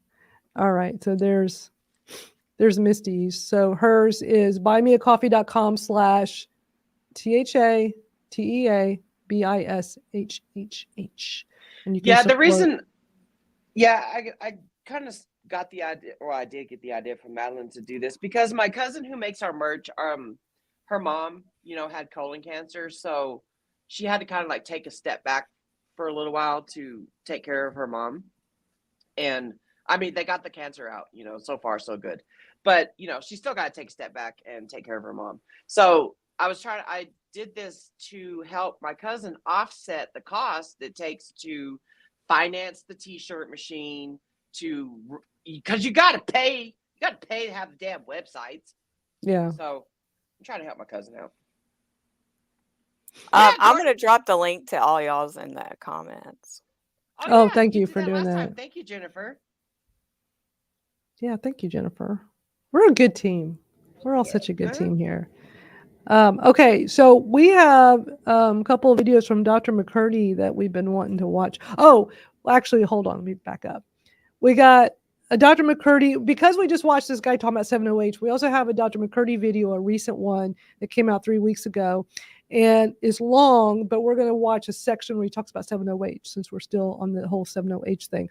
It's about almost 20 minutes long.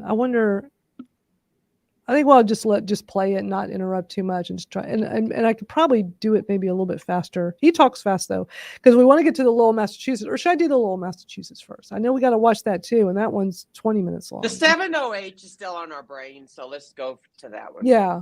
Let's hear from the this. expert. This might be a 3-hour marathon. Y'all don't be surprised. Last week we did 3 hours. We always do at least 2 hours, but we got important stuff to watch. But I agree, we're on this 7-OH topic, and I think we should hear McCurdy talk about it. So, let's do that. So this is an interview for a podcast he was on called Smarter Not Harder Podcast, and it's over an hour long. But thank you, Jennifer, for grabbing the timestamp of when he starts talking about the 7-OH. So let's watch this together. Yeah, so first and foremost, we now know that 7-hydroxy is not produced by the plant. To the best of our scientific knowledge, it is a post-harvest artifact that develops once the leaves are separated from the I'm putting it at 1.25 since he talks a little fast. Is that all right with y'all? tree. Yeah. The group has reported on that. We've worked on the biosynthetic pathways with some of the best biosynthetic folks in the world at Max Planck Institute and Sarah O'Connor. We've been doing genetic studies here at the University of Florida as well. And the groups in Malaysia at the University of Science Malaysia actually just came out with a report very recently showing that, improving that 7-hydroxy mitragynine or mitragynine is not produced by the tree. And that's what we do know. We also know that it's generated through metabolism. And when we ingest, or let's say when we give pure mitragynine to an animal orally or IV, you get production of 7-hydroxy. And this is because there's a specific metabolite enzyme, cytochrome P450-3A4. I was trying to say too many numbers and letters at once. But CYP3A4 is present in the intestinal wall as well as in the liver. And so if you ingest kratom product orally, you convert some of that mitragynine in the gut to 7-hydroxy. And then some of that mitragynine that makes it to the liver then gets converted there to 7-hydroxy as well. And when we've given it IV to animals, you get conversion just from the liver. So you don't have that gut conversion. So you see less produced when you give it IV. And so this was consistent with what was reported way back when in the literature, where they noted at SmithKline in French when they were doing these studies that the compound was more potent when it was given orally, which should have been a pretty dead giveaway that some sort of metabolite was being formed. But back in the 60s, 70s, it just wasn't as easy to figure some of those things out as now the technology is enabling us today. So those are the things we know. We also know that 7-hydroxy from that big screen that we did against all these targets, drug targets, is incredibly selective for only opioid receptors. So it only interacts with mu, delta, and kappa. There's 3 classical opioid receptors. In fact, I always say it's probably one of the most selective opioid compounds I've ever seen. Salvinorin A would be in that category as well, and it's only for kappa. But 7-hydroxy interacts with mu, delta, and kappa, all 3 opioid receptors. It interacts the most with the mu opioid receptor, which is the morphine receptor, the one that we're all familiar with causing our clinical pain target and our problems with clinical pain medications. And unlike mitragynine, where we talked about it being this sort of biased agonist, 7-hydroxy mitragynine behaves much more a pure opioid, and it does recruit beta-arrestin. Now, interestingly, in there, you do get respiratory depression with 7-hydroxy, just like you do with traditional opioids. Wow. Now, the other piece of that puzzle is you're not getting that 5-HT1A activation with 7-hydroxy that you see with mitragynine, right? So it's not doing that polypharmacology either. So that it just throws a wrench into all these theories, but they're all still possible. But we do know, and one of the big questions that I had early on when we started researching this at all was, does 7-hydroxy have abuse liability, because it's much more pure opioid? So we did do a study in rats, and we know that rats will train themselves to self-administer 7-hydroxy. They will not do it with mitragynine.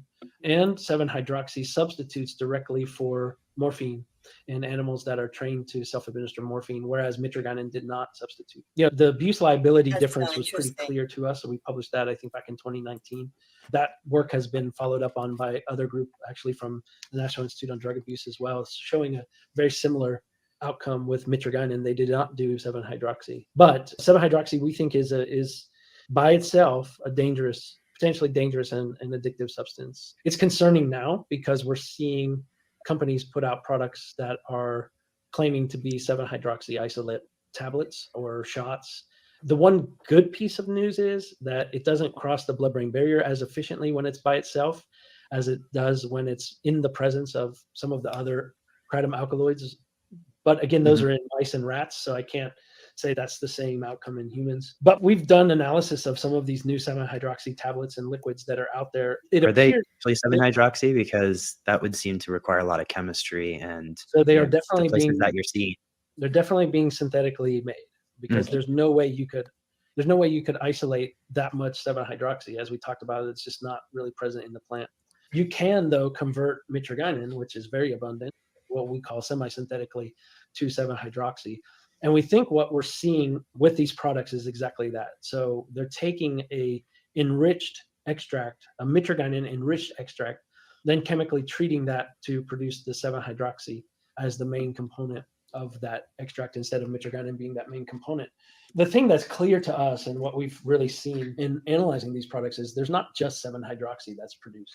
There's other unknown substances, and we still haven't figured out what they are yet. That's a big project that we're trying to determine. That's scary. Now, because first of all, we have no idea about the safety of 7-hydroxy in humans as an isolated compound. We do know that it has this danger potential, opioid addictive potential. How are they allowed to sell this then? I don't know. He's a leading researcher. I mean, but I mean, you just heard it from him. Yeah. You know what I'm saying? Like, this is fucking chemically made shit. It's not something that they're just picking off the tree over there. Yeah. You know? It's made in a lab. I've gone rounds and rounds and rounds with people about this shit, and they just don't believe me because, you know, who am I? Yeah. You know, all that crap. But like, I like to say that because we're 5-year creative consumers and advocates, that we're getting our PhD in kratomology. You know, because we never stop. We never stop researching. No. You know? But how, like you said, Jennifer, how are they able to sell this shit in the smoke shops? It makes you wonder. Like, I've always wondered, was this all done by design with the FDA? Did the FDA do this shit? Yeah. Is the FDA very financing possible. this? It's possible. This would be the timing. there's much more crazy things that's happened in this world with because the, they you know. want the kratom industry to implode on itself. You know. Yep. Yeah. Yes. Oh, Jordan says it perfect. Oh, Yep, go ahead. They're Missy. turning something the size of an ant and blowing it up into the size of an elephant. Yep. There is no longer an ant. That's a monster. Yeah. Yeah. And hearing it from one of the leading researchers and what he's saying is like, then how is it they're allowed to manufacture this and sell it so easily? Yeah. They don't even How come know. the FDA isn't going after the manufacturers of this bullshit? Yeah. And I still can't pinpoint. I can't pinpoint who started this shit. Other than us going to the booths at the Champ Show, the main person doing this, the 70HMs, is they're of Indian descent, you know? So, I don't know. I don't know. Dude, I just had a Scooby-Doo when they rip off the mask. Yeah. I know who it is. Like, one of these days. Man, well, let's watch some more of this because it's fascinating, Yeah, especially after the other video with the guy talking about his bad experience with 70H tablets at the smoke shops, and then hearing the leading kratom researcher talk about this. Oh, pressing the wrong. I'm on the wrong screen. Y'all, there's like I'm like on the StreamYard. Come on, it's like no, I have to go to YouTube. I have to go to like YouTube to turn this back on. It's a process, y'all. And unfortunately, with the way that medical reporting goes and everything, poison control centers and whatnot, that data is so lagging what's really happening out in the real world. It's going to be that genie's out of the bottle. It's been out of the bottle for over a year now that these products have been available, and they just keep increasing in their availability. And we're seeing new products introduced.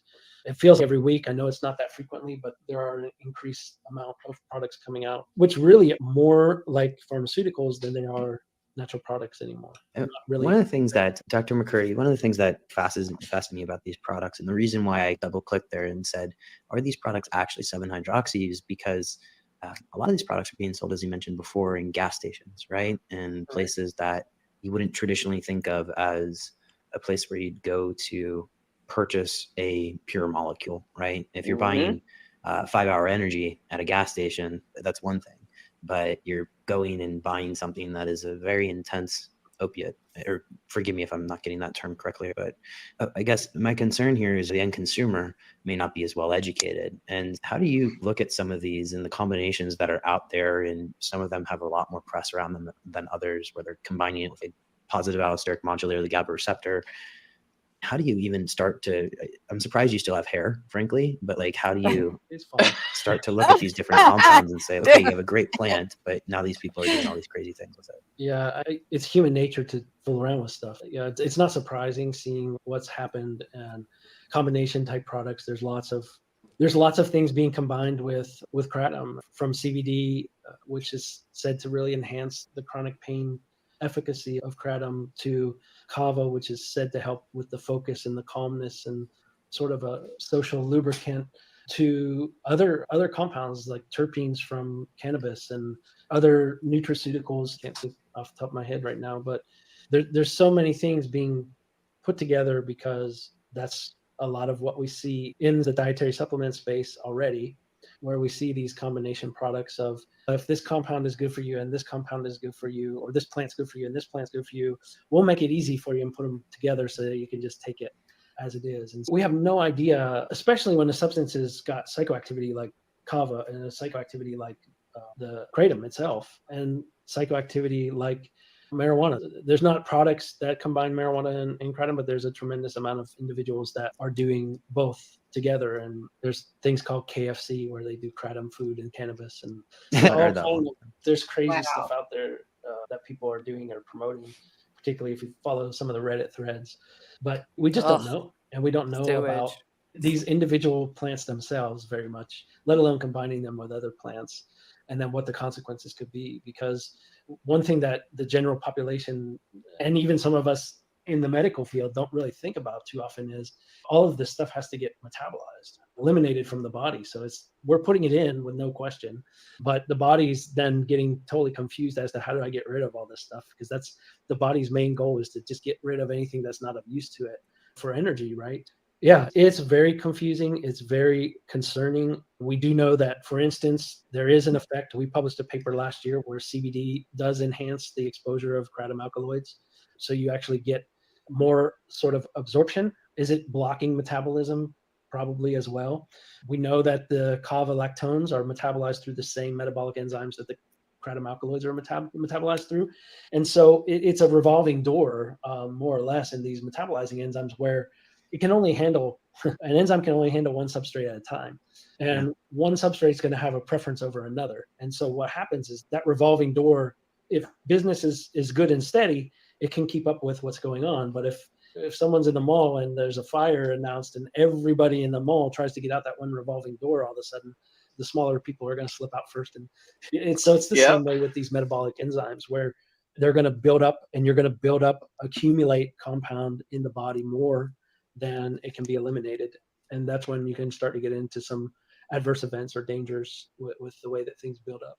Dr. McCurdy, this is amazing. And if there's many different avenues this conversation can go, I want to, the denouement of this conversation, go into a previous documentary I actually saw. You were in it, that actually helped prevent kratom from getting scheduled. And you have that on one side, and you have all of these people using it to step down off of opiates. You have all these people using it for various health effects. And then on the flip side of it, you have a lot of these products that are being introduced that haven't been tested in humans. They're using 7-hydroxy, they're using other compounds, which we don't know exactly how they interact. How do you balance it all? And if you're sitting there today, how do you look at the future of kratom? Because at one point, this was something that was on the fast track to being scheduled. And now it's sitting in that in-between land with some potential danger on one side and a lot of beautiful benefits that should be accessible to anybody who needs it on the other. Yeah, and I think it's a great question, and it's an unfortunate place that we're in at this point in time. But I think we have to contextualize what time frame we're talking about. So the scheduling first came about in 2016. And in 2016, I would even go as far as to say, even in 2021, major products that were available were leaf material products. So they were not manipulated into extracts. They were not made into concentrates, and certainly not into isolates. Isolates really started to appear in 2023.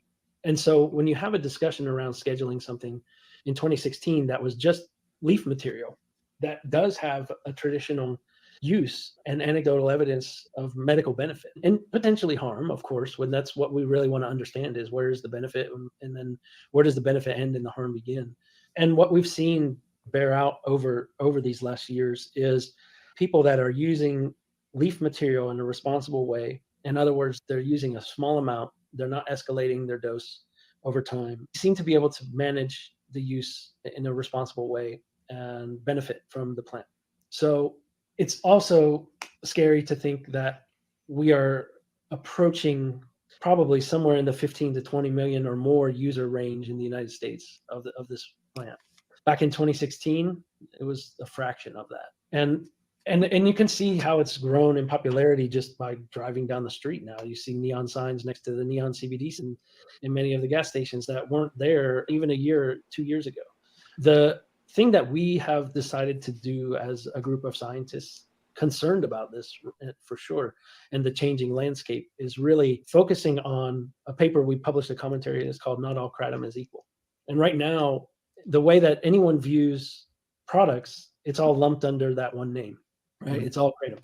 Whether it is leaf powder or it's isolate product, they're all being called kratom products. It's really, in my mind, analogous to the alcohol industry at this point, because we can call alcohol, and everybody knows that alcohol encompasses this wide array of products, from spritzers or seltzers or light beers all the way up to one Everclear 190 proof. Yeah.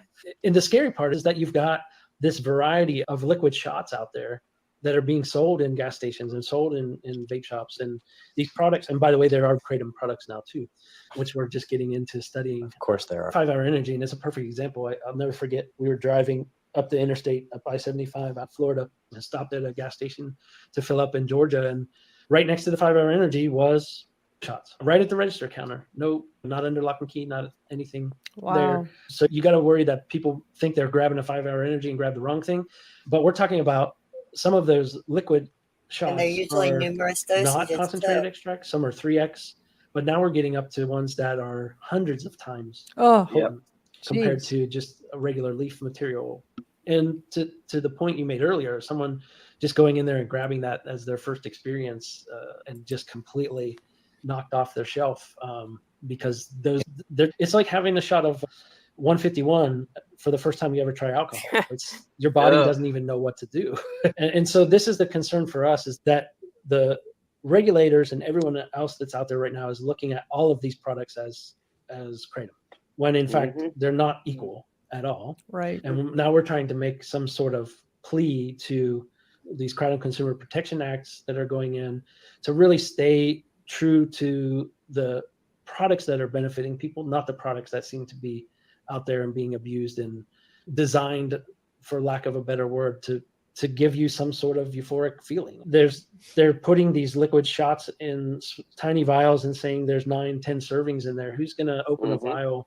And actually, are you going to take a teaspoon? You don't take a teaspoon. It's just absolutely gotten out of control in our minds. And my fear, and the other scientists' fear, is that it is going to push itself towards a scheduling event.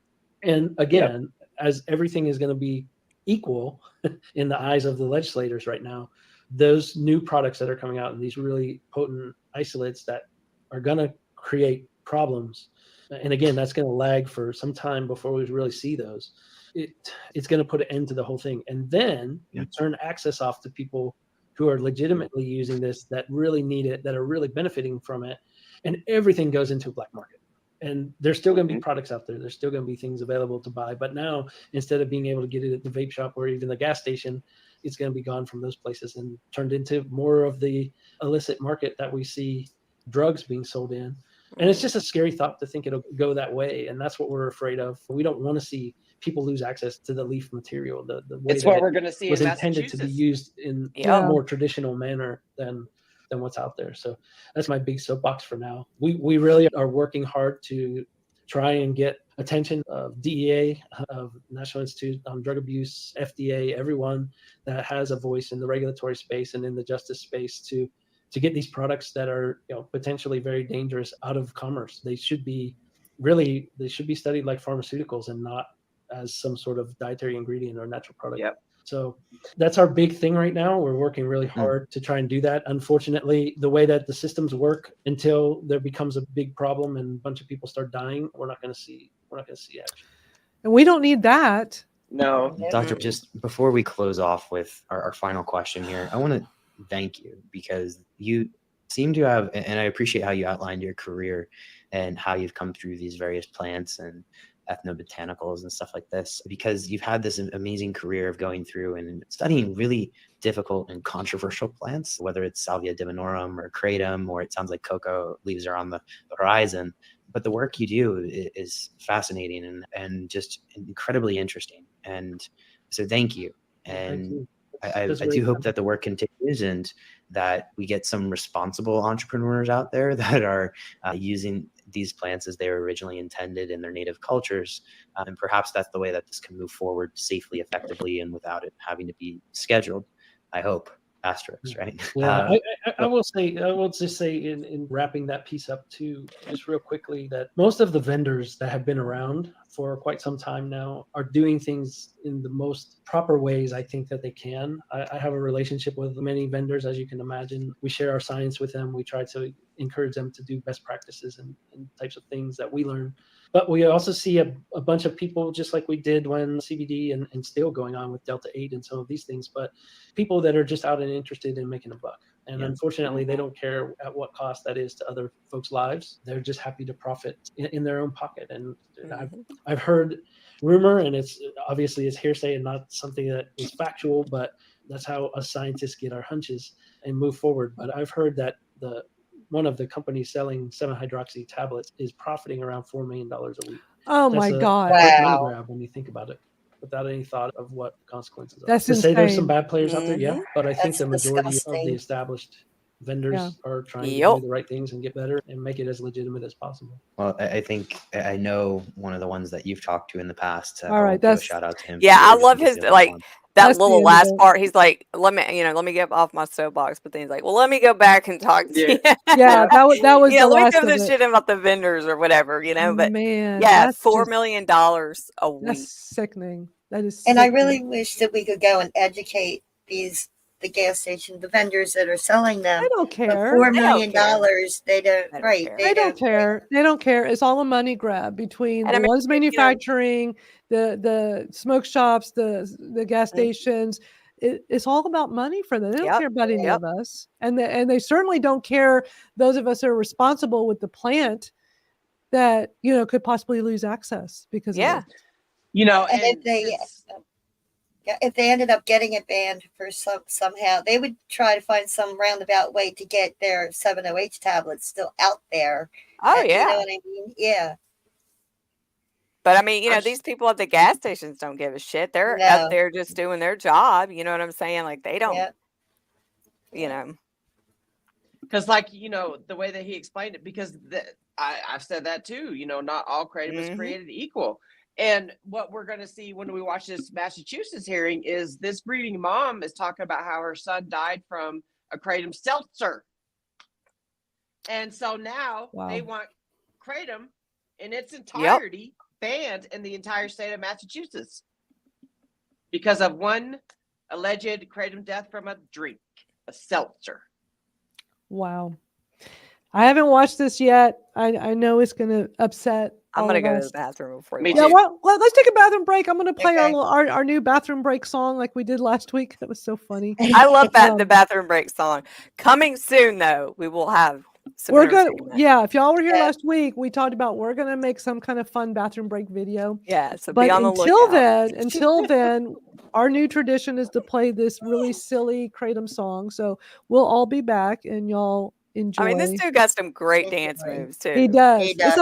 It's a fun video. Hold on, I have it too fast. I gotta do it at the normal speed. Oh man! All right, we'll be right back. Just huge packs.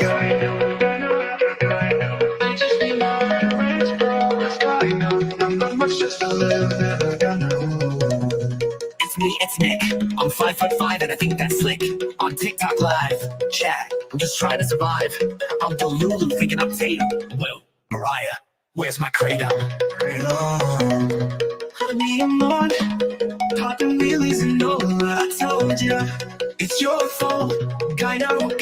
Yeah, come on, this ain't no Cinnabon. But I got beef and a beef. You're trying to fin a beef. Mariah, where is my kratom? This is all your fault. I blame her, no brainer. I ate centipede from a container. So I lost my apartment and it's all Jack's fault, officer. I am a TikTok influencer. Chat, I have a certificate. Let me show you it's not a fluke.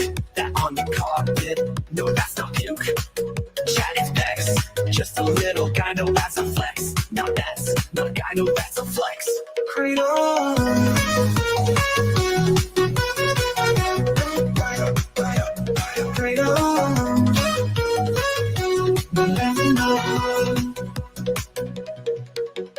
Guys, it's just a little bit of guy. Just huge packs. Guy know. I just need moderators, bro. It's guy know. Not much, just a little bit of guy know. Not much, just a little bit of guy know. And me, it's Nick. I'm 5'5" and I think that's slick. On TikTok live chat, I'm just trying to survive. I'm the Lulu thinking I'm Tatum. Wait, it's guy know. One of Lulu thinking I'm Tatum. Wait up, well, Mariah, where's my kratom? Kratom. Wanna be your Nick? I'll pay my Tatum. Wanna be your mod? I've been really Zinola. I told ya, chat, it's your fault. Guy know. Chat, come on, this ain't no Cinnabon. But I got beef and a beef. Chat, trying to fit a beef. Mariah, where is my kratom? This is all your fault. I blame her, no brainer. No remark, no brainer. I blame her, where's my kratom? Kratom. One, you on. All the wheelies in NOLA. I told ya, it's your fault. Guy know. Chat, come on, this ain't no Cinnabon. But I got beef and a beef. Chat, trying to fit a beef. Mariah, where's my kratom? This is all your fault. I blame her, no brainer. I eat centipede from a container. So I lost my apartment and it's all chat's fault. Officer, I am a TikTok influencer. Chat, I have a certificate. Let me show you it's not a fluke that on the carpet. No, that's not puke. Chat, it's packs, just a little guy, no as I flex. Not that, they're no brainer. I eat centipede from a container. Cradle. Dropped it. My legs in Nola. I am a TikTok influencer. Chat, I have a certificate. Let me show you it's not a fluke. That on the carpet, no, that's not puke. Chat, it's pecs, just a little guy, no as I flex. Now that's no guy, no that's a flex. Dropping my legs in Nola.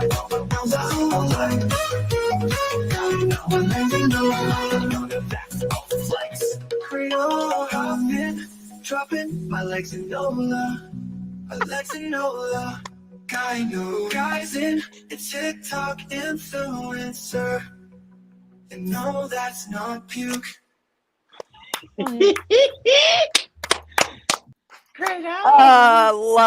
Love it. I got back just in time. Yeah, I guess whoever Mariah is took his kratom. I don't know. Chad got him kicked out, man. Yeah. Mariah, I don't know what's up, man. Man, I got back just in time to turn that off. Oh, dude, I love that. That song is so great. Yeah. I love it. I just love the whole video too. Like his dance moves, man. I was jamming while I was peeing. Uh-huh. Because like I said, I can press mute on here and I still have my headphones on, so I still hear everything. Oh, goodness. Yeah, I really like that last bit of that interview with Dr. McCurdy. Like that was it's so much information in that little bit of time about 7-OH. Yeah. Yeah. Thank you, Christopher. Thank you for Jennifer for going through that video and finding that part for us to watch. It was good. That's a good video. Man, I cut that so close because I had to go get a quick snack too. So it was like, I have it on my phone, the video. So I'm like, okay, it's been on a while though. Do I have enough time? And I ran back in there for a second to check YouTube to see how much it was like. Oh, It's I a think there's perfect amount of time. It's a minute left. I'm like, let me hurry. But when I ran back in, it was just ending. And I'm like, because it would just loop to the next video I have on the playlist, I guess I should have something next time, just so it would have gone right into what was after that. Oh, just some random video.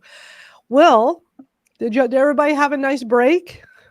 Angela, I got my DP right here. Yeah. Angela had a Dr. Pepper break. Mine. Angela had Dr. Pepper break. Marie had a coffee break. My Ritz. Craig wants to know the name of the Twisty McTwisterston video. So it's just some random video that I found recently. And Misty commented, he wanted to know if that was like the guy. It looks like it's like a fan thing, not Oh, okay. Yeah. Oh, you mean the account's a fan account? Yeah. I guess. Okay. Seems that way. I thought it was a real person, but it's not. It's thank a funny you for video. buying me a coffee, Kristen, if you're still here. Yes, and Kristen, thank you for buying me a coffee too. Buy me a tea. I appreciate that.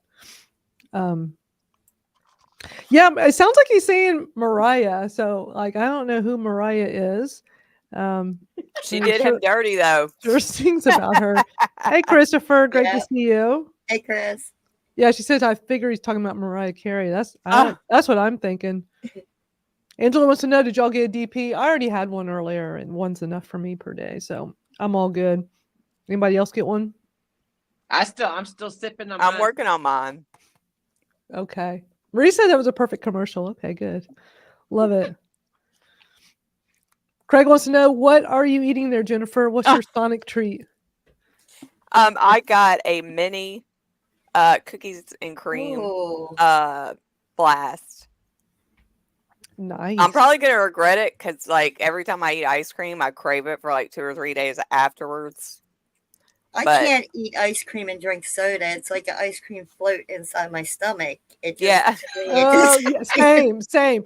I did not understand the appeal of ice cream floats as a kid. I think it is so I gross. like them. Taking a soda like and pouring it them in your ice cream, it was so gross to me. And Yeah. then, like, if you're out eating ice cream, it's like, oh, wait a minute, I don't want to drink a soda before or after because you're right. It's like Right. that's sitting in your stomach. Yeah. That's funny. I haven't tried the shark slushy, but they look delicious. What's a shark slushy? I've never heard. From I don't it's like those a blue slushy, and it's got like shark gummies in it. One of these Yeah. days, you guys are going to see me and somebody's going to be handing me a Dr. Pepper, and you guys will have pulled me into that. So it's actually in my mind, it's actually starting to sound like it would taste good. And I'm like, oh no, what's happening to me? Those zero sugar Dr. Peppers are my favorite. I've always liked Dr. Pepper. It's always been my favorite, and quite a I few go through people my drink it because of phases. me. I Yeah. go through my phases. Like when the vanilla Coke popped off, man, I love that shit. Yeah. When lemon Pepsi came out, I love that. I don't like any of And those then- flavored ones. And then I went to I'm old Mountain Dew school. phase. Now I'm in my Dr. Pepper phase. They had an apple, not them, but I used to like, I think it was called Alpine or something. It was an apple soda. I like that. But every time I really like something, it gets taken away. Kind of like my barbecue Ritz. You know what else I noticed is when I got my new barbecue Ritz is Eddie's. He likes the onion and sour cream. They come in family size. They don't sell these in family size. That's because you want them to. I know. I wonder why. Yeah, that's what I'm drinking right now is Diet Dr. Pepper because Sonic doesn't have zero sugar. And I've heard about that coconut Dr. Pepper. I know I wouldn't like it. I like coconut, but not with it. I don't know, has I anybody tried liked it, but it's like halfway through, it's like it kind of tastes like tannin oil or something. I don't know. That's it. That was it. Aspen soda. Yep. I don't miss remember that one. Aspen soda. I've never tried that. I've never heard of it. I like this is kind of like our chill before we watch that Lowell, Massachusetts. Ah. Because it's going to get us all fired up. So I like that we're just kind of chilling. We're in a happy place. Getting our blood pressure back down a little bit. Right, because our blood pressure is getting ready to go right back up when we watch this Lowell, Massachusetts. Now this just happened too. This video is from August 27th. That was this past Tuesday. It is the Lowell, Massachusetts City Council meeting. When Misty comes back, she'll have to. I know there's been just so much happening and some of the stuff. Is this the one where it just came out of nowhere? Yeah. There was no warning. No warning. Okay, so that's. I mean, unless they put it somewhere where nobody, there was no public notice that we know of. Which, how are they allowed to do that? I don't understand. They're not supposed to be. I don't understand that. But I mean, how many times have we seen that happen? Right. And I'm like, I feel like they're just going to put it on a bulletin board in like a veterinarian's office or something. Be like, yeah, we told the public it was going to happen. Yeah. Craig is like, now we get to the part of the Kratom Gals I hate, the Lowell meeting. Yeah. Yeah, it's a city council meeting. What we're going to be watching is 20 minutes long, and I'm sure we're going to be stopping and talking throughout it. So yeah, this is definitely going to be a 3-hour marathon because we're already at 2 hours and 2 minutes into this live stream. Doesn't seem like it. No surprise. It never does. No, it never seems like it. And this is a prime example we're about to watch of the shit that goes on at these hearings, Yeah. all And over why- the place, not just in one state or one city. It's like everywhere. And why it's important for us to be informed. Otherwise, we wouldn't even know about this. Now, is this, I know Misty will be able to tell us best because she's always on top of all this, but is this the one where since the whole Facebook and you can't search the word Kratom, that this is one of the ones that just came out of nowhere? Yeah, well, I mean, that's maybe we could because we couldn't search for it there. Yep. That one in the where? Massachusetts. Where I believe? Massachusetts. Yeah. And what? So I'm confused because it's the Ware, Massachusetts, and the Lowell. So what's the difference between the two? Or should we wait for Misty? Because I think the Where is just to ban Actually, I don't know. I thought it was just the Misty, we cell. need you. We need you. Sorry, I had to let my dog out. It's okay. It's okay. We're trying. So what's the difference between the Lowell, Massachusetts and the Ware, Massachusetts? Well, the Lowell, Massachusetts, okay.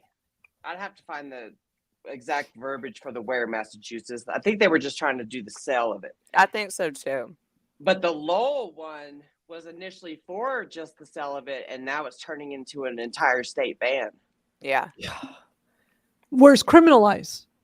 Yeah. Where it is criminalized, y'all. It's not like some of these we keep hearing about, oh, you can't buy it, they can't sell it in some town, like, all this Chicago suburbs, they've been banning the sale. This is not just banning the sale, this is criminalizing it so that if you have kratom, you use kratom, you're a felon. You go to jail. Yeah. You're sitting in your house, minding your own business, paying your bills, being a productive human being, and by them making that decision, automatically turns you to a felon. Oh, y'all about to get pissed. Crazy. Y'all about to get pissed. You're gonna find out why they're making it that way, and you're gonna be like, what? Yeah. This is gonna be hard to watch. I know. I'm not looking forward to it, but it's important that we watch it. All right, let's get it going because it's gonna take us a while to watch. I'm sure we're gonna stop a lot. Y'all let me know when you want me to stop. All right, here's the beginning. Councillor Noon requires city manager to have proper department Mr. Mayor, inspectional. 5.16. Oh. Not 5.6. 5.16. Oh, 16. Sorry, 5.16. Councillor Gitchie required the city manager and the health department send a letter to the city state delegation asking that they file a bill giving each city and town authority to ban the sale of kratom within their communities and limits. Councillor Gitchie. Mr. Vice Chair, there is a video that can be uploaded by LTC if council wishes to hear that now. And there's a registered speaker on this, councilor. Okay, thank you. If they could do that, please. Thank you. This is how they start the meeting off. A Central Iowa family is warning others after their son died from taking a legal supplement. KCCI's Laura Terrell has their message. Wait, so they're playing, what is it they're playing? A news story? From Iowa. That's the Iowa one? Mm-hmm. Yep. Jinx. Okay, so let me back this up a little bit. They're going to show it. I think it's because the guy, I can't understand half of the audio is really bad. So I'm going to just back it up a little bit because I'm trying to, this is just like, I guess you got to pay close attention. I don't know. I don't know why I didn't catch this. I'm going to back up a little bit. The sale of kratom within their communities and limits. Councilor Gitchie. Mr. Vice Chair, there is a video that can be uploaded by LTC if council wishes to hear that now. And there's a registered speaker on this, councilor. Okay, thank you. If they could do that, please. Thank you. A Central Iowa family is warning others after their son died from taking a legal supplement. KCCI's Laura Terrell has their message on the dangers of kratom. It's a story you will only see on KCCI.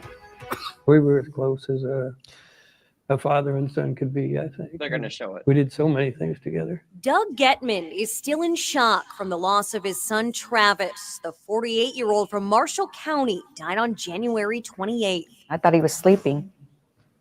I tried to wake him up and he wouldn't wake up. A fitness fanatic, Travis's family says he was in good health when he died suddenly. They say the herbal supplement known as kratom. A Central Iowa family is warning others after their son died from taking illegal. Whoever's in charge of their audio they don't know video what they're is doing a shitty job and needs to be fired because that's part of the problem I'm having a hard time with this because I can't get over that terrible audio and then this whole thing is terrible. All right. So it looks like they finally have the right newscast up to like work properly, I guess. To show the actual news story. Supplement. KCCI's Laura Terrell has their message on the dangers of kratom. It's a story you will only see on KCCI. We were as close as a father and son could be, I think. And we did so many things together. Doug Getman is still in shock from the loss of his son Travis. The 48-year-old from Marshall County died on January 28th. I thought he was sleeping. I tried to wake him up and he wouldn't wake up. A fitness fanatic, Travis's family says he was in good health when he died suddenly. They say the herbal supplement known as kratom is what killed him. They use these energy drinks when they go in the gym and lift. And someone at the gym in Marshalltown gave him this stuff. Kratom is sold as an energy booster and pain reliever in liquid powder and pill form. But research has found that high doses of the herbal extract can be highly addictive and affect the body like an opioid. Travis's family says he became addicted. If you've got a child or a friend or a family member or anybody you know that's taken it, please tell them to try and stop. Kratom is not hard to find. You can buy it anywhere, like gas stations or this vape shop in Marshalltown where Travis was purchasing his. These are going to be $60. Joshua Brown runs this vape shop and says he sells plenty of Kratom. He says he always warns people about the risks. It is legal, and if you use it enough, it can cause permanent liver damage as well as kidney damage. Travis Getman's death certificate lists the scientific name of Kratom as his cause of death. That's from a smoke shop? That guy that just said that? He just said that shit because the news was in there interviewing him, dude. Oh my I got a whisper. Did you guys hear a whisper? Yeah, because Yeah. the way their audio is, they're not muting the mics of the people, so somebody was I whispering. wanted to hear what they said. I'm gonna have to go back and play that. It's hard to even. Everything's a little echoey. Like it's just Sounds like an really- airport. It's really bad audio on that. Yeah, I heard that whispering, but I couldn't make out what they were saying. I can't believe this is a smoke shop person that's just said that. All right, let's keep going. Death. His family is now determined to educate others. It's awful. It's just, we're supposed to bury our parents. We're not supposed to bury our kids. In Marshall County, Laura Terrell, KCCI 8 News, Iowa's news leader. Some states have started banning Kratom. The Gethman family hopes Iowa lawmakers will eventually do the same. Now this is where I came into you guys. There's a registered speaker, vice chair. What's that? And I talked about how, Iowa City right now is trying to, they're trying to ban it. So Yeah. this is how I was trying to connect the dots. Like who and how did somebody in that Massachusetts legislator get a hold of just one Iowa Kratom story?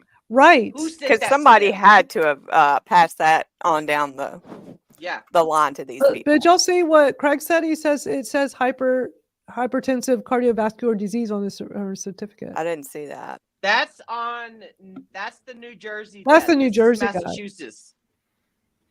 This is a different death. And I thought they showed it. It's got to be somebody close to whoever.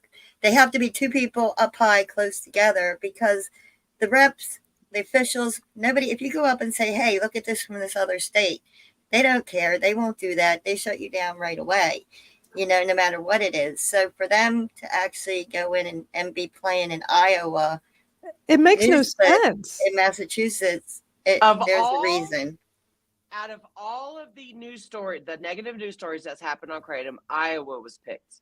And we know right Exactly. now, Iowa City, Iowa is trying to ban the sale of Kratom. He said that it showed it though. You want me to back it up? Yeah, back it up. Oh, he might be talking about the Getman. Oh, the Yeah, Iowa they're doing story. Iowa. Oh, okay, the Yeah. Iowa story. Well, are we surprised? Like, it's almost always something, whether it's polydrug use or underlying medical conditions. And if he was a fitness fanatic, we know that people that become addicted to fitness, they supplement with other supplements But as well. All the time. But yeah. fitness fanatics, I don't know if I remember, I mean, I'm a bit older, but back in the long time ago when it became really popular to exercise, running and doing all the things. And then you'd hear the stories about the really healthy guy that was out jogging and he jogs Had a every heart day and he attack. dropped Yeah. dead of a heart attack. Yep. It's like, Yep. wait a minute, they say it's so healthy for us to be exercising and we're not going to fall dead like that. So Overexertion stresses the body, yeah, and, but it could be a million things. right. I mean, yeah, it's just crazy because it can just be so many different things. And this powder this plant gets blamed for everything. One little thing wrong with you, oh, it must be the kratom. People are always quick to do that too, especially people newer to kratom. In our forum, Kratom Real Talk, Sometimes we'll get somebody that's newer to Kratom, and they'll come on there and say, like that cool guy that a little bit older that had, I don't know if you remember him from a while back, that ended up having he had to have surgery. He had to go to the hospital and have surgery. But his first response to all of us was, "It must be the Kratom," because he was having health issues. Real nice guy, and we're like, maybe, but what else is going on? So it turns out what was it, gallbladder? End up having nothing to do with Kratom. It's just sometimes it's easy for people to think, oh, it must be this new thing I'm doing, or this newer thing, or whatever. And remember when he came back on, like after months of recovering from surgery, and he said, "I'm going back to my Kratom, but my wife threw it all out because she was convinced it was so bad and that it had to have been the Kratom." Yeah, I remember and that. we all just had a good laugh about that. Yeah. And I was like, dude, my husband did that. I mean, husband shopping. Get a new husband. I had husband shopping, bro. Are you kidding me? All right, so I'm gonna. That's just so crazy. Replay the story again, so we can watch the story again. It's just this audio is so bad and it's so echoey. I mean, we all have headphones on. It might not be as bad for everybody else watching. It's just it's I guess. I mean, I'm probably ADD. It's making me hard to concentrate because all I hear is the bad audio and the video's messed up. And then you hear the whispering because somebody doesn't understand how to mute stuff and how to do all the audio text It's like stuff. you don't know what to pay attention to. So it throws me off. So I didn't even see a birth certificate. So I got to really death focus. certificate. Death certificate. Sorry. Death. I just can't focus. So okay, we're gonna. I am like 5.5 hours into my Kratom dose. I got about another half hour. So I'm sure when I get my next Kratom dose, I will be more focused. All right, let's keep watching. See on KCCI. We were as close as a father and son could be, I think, and we did so many things together. Doug Getman is still in shock from the loss of his son Travis. The 48-year-old from Marshall County died on January 28th. I thought he was sleeping. I tried to wake him up and he wouldn't wake up. A fitness fanatic, Travis's family says he was in good health when he died suddenly. They say the herbal supplement known as Kratom is what killed him. They use these energy drinks when they go in the gym and lift. And someone at the gym in Marshalltown gave him this stuff. Kratom is sold as an energy booster and pain reliever in liquid powder and pill form. But research has found that high doses of the herbal extract can be highly addictive and affect the body like an opioid. Travis's family says he became addicted. If you've got a child or a friend or a family member or anybody you know that's taken it, please tell them to try it. I want to know what he said. I think he said registered speaker is what it sounded like to me. Man, I mean, yeah, that guy But yeah, I just pulled up the death, or I saw. I'm gonna pause it when we get to that death certificate because I want to see it.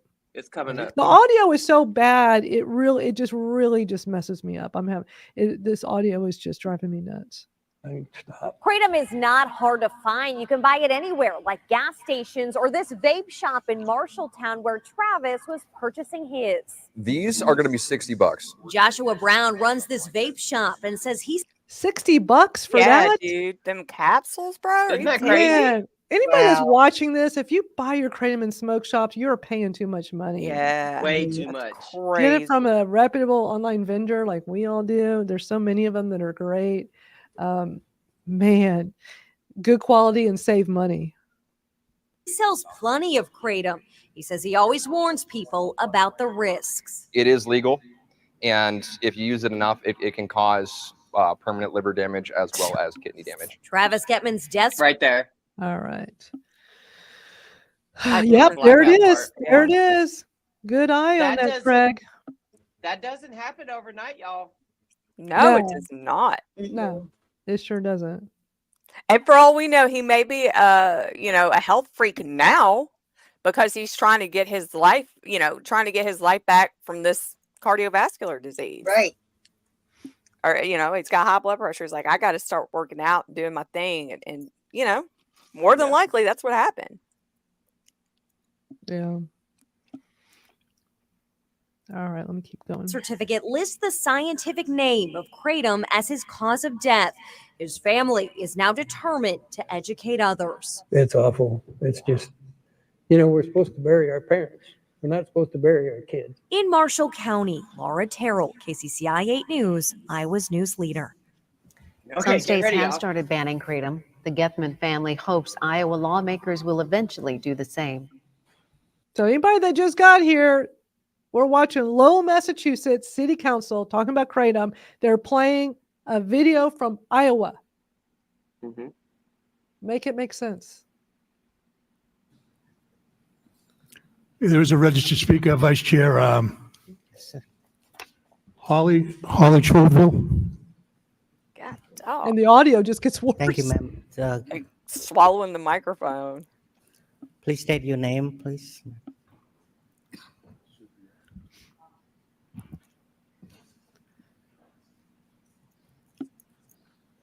This is so poorly done. Most of them are, though. You know? Holly Truville. Thank you. Good evening, Mayor and members of the council. My name is Holly Truville, and I am here tonight not only as a mother, but also an educator. I am here tonight to speak about kratom. On February 6th of this year, I lost my best friend, my beautiful 25-year-old son, Tyrell Truville, to kratom. He was so full of life and joy, and he was also my only child. Tyrell was a young man in the prime of his life. I talked to him every day. He had a great job. He was surrounded by amazing friends and family, and he loved life. For those who are not aware, kratom is an herbal extract that comes from the leaves of an evergreen tree. My kratom is not an extract. Mine Is your kratom an extract? Oh, man. Nope. Nope. Not mine either. It's like right And up, it should every be. time they do this, it's like right off the bat, they don't know what they're talking about. And there should be, if you know you have facts, scientific facts, it should be able to just stop right there. Look, this is the facts, but we can't do that, and that drives me crazy. Well, yeah, nobody's held accountable for. You could go in there and make up a whole damn story. That's You know what I what was I'm just gonna saying? A say. whole damn story, You can just and make it up. nobody, Right. nobody would fact check you. Yeah. Just Wow. This is gonna be hard to watch, man. This is just misinformation. It in gets action. worse. Called Mitraguina speciosa. Wait, comes- I've never heard it pronounced that way before. I did not hear that. What did she say? She gonna say it some more. Okay, good. Okay. Mitraguina. I mean, we've heard all kinds of pronunciations, but I've never heard Mitraguina. Okay. It's from Southeast Asia. It comes in different forms, such as non-alcoholic seltzers, teas, powders, capsules, and energy drinks. So many people are unaware that kratom poses health risks and also can become very addictive. I'm here to talk to you today about the dangers of kratom. Kratom is a product that affects every walk of life, and it doesn't discriminate against age, gender, or race. It is marketed and sold as an energy and supplement booster, pain reliever, and mood booster in many convenience stores and vape shops. The two main chemical components in kratom are mitraguanine and 7-hydroxymitraguanine. Cause of death on Tyrell's death certificate was mitraguanine toxicity. Oh, my Lord. And was ruled solely as an accident. He had no other underlying medical conditions. Tyrell died from a product that is promoted as natural. And the truth is, just because something is natural does not automatically equate to it being safe. Kratom is not considered a drug nor a controlled substance. In August 2016, the DEA did say they would classify kratom as a drug. However, due to calls by Congress and petitions, the DEA removed its intent to classify it in October of 2016. Despite the setback, what we do know is that kratom has taken the lives of people like my son, Tyrell, and we cannot ignore that fact. Part of my grieving process is attending a bereavement group. When I first attended and told people his cause of death, I was unsure if they even knew what kratom was. However, a woman attendant mentioned her friend's son passed away from the same thing, and there was a group that you could be invited to called KDA, or Kratom Danger Awareness. I became a member and am in awe of how many people are addicted to kratom and how many kids and adults are struggling to get off of it. I was also surprised to learn of how many people have passed away from kratom. I see so many petitions and people fighting their counties and states to ban it. I have read about the pain of people who have lost spouses, children, siblings, and parents to this leaf that is marketed as natural, organic, third-party lab tested, and chemical-free. This is misleading people like my son Tyrell into thinking they are consuming a product that is safe for consumption and doesn't pose a health risk. Through this website, I have also been in contact with the FDA, who has requested pictures of the product he died from. The FDA also has many concerns and noted inadequate data about the safety of kratom. This is not just an issue in one town or state, but in communities all over. And I invite anyone who is interested in learning more about it to become a member of this group. This can is what my son passed away from. I was aware he drank a kratom seltzer, but I was not aware of the dangers and that too much could lead to death. The seltzers he drank are promoted as alcohol-free, sugar-free, and caffeine-free. And all it states on the back of the can is recommended one a day. I'd like to know how many did he consume? Yeah, because Craig makes a great point here. How many? So he's just popping into the smoke shop and buying some seltzer before he goes to work out. I just don't know about that. But whatever. No, I don't know what her. Oh, I keep on getting. I'm thinking about Iowa. Yeah, I don't know why he was doing it, but for all we know, this dude's just sitting around, guzzling back like a 12-pack of. I don't know. But here's the thing. We would rather there not have these types of products available for people. Holy powder kratom. That's kratom. Like having a seltzer, that's going to be an extract. Yeah. And you got the 7-OH, all these things are it's always these products in convenience stores and gas stations and smoke shops, yeah.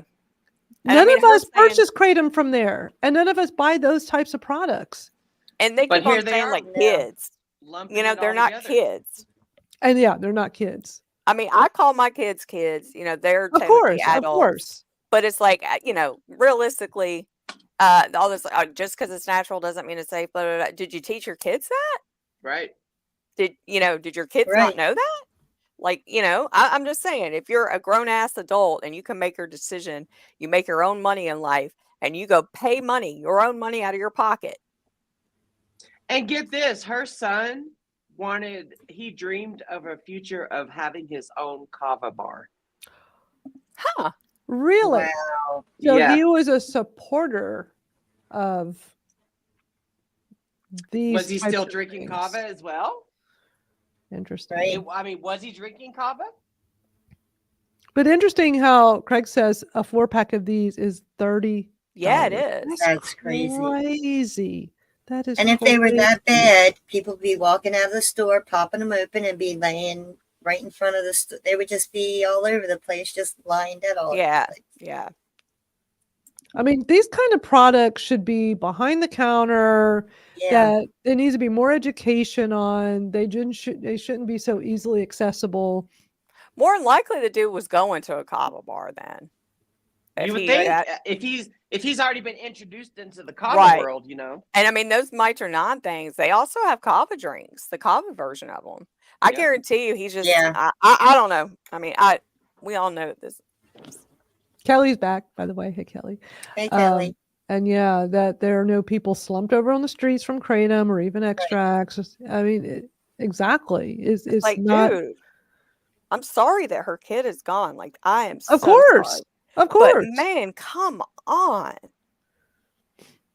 Like, I just get so tired of hearing this shit. Well, I'm glad that because we know they're watching our videos, and this is how we feel about y'all. It's like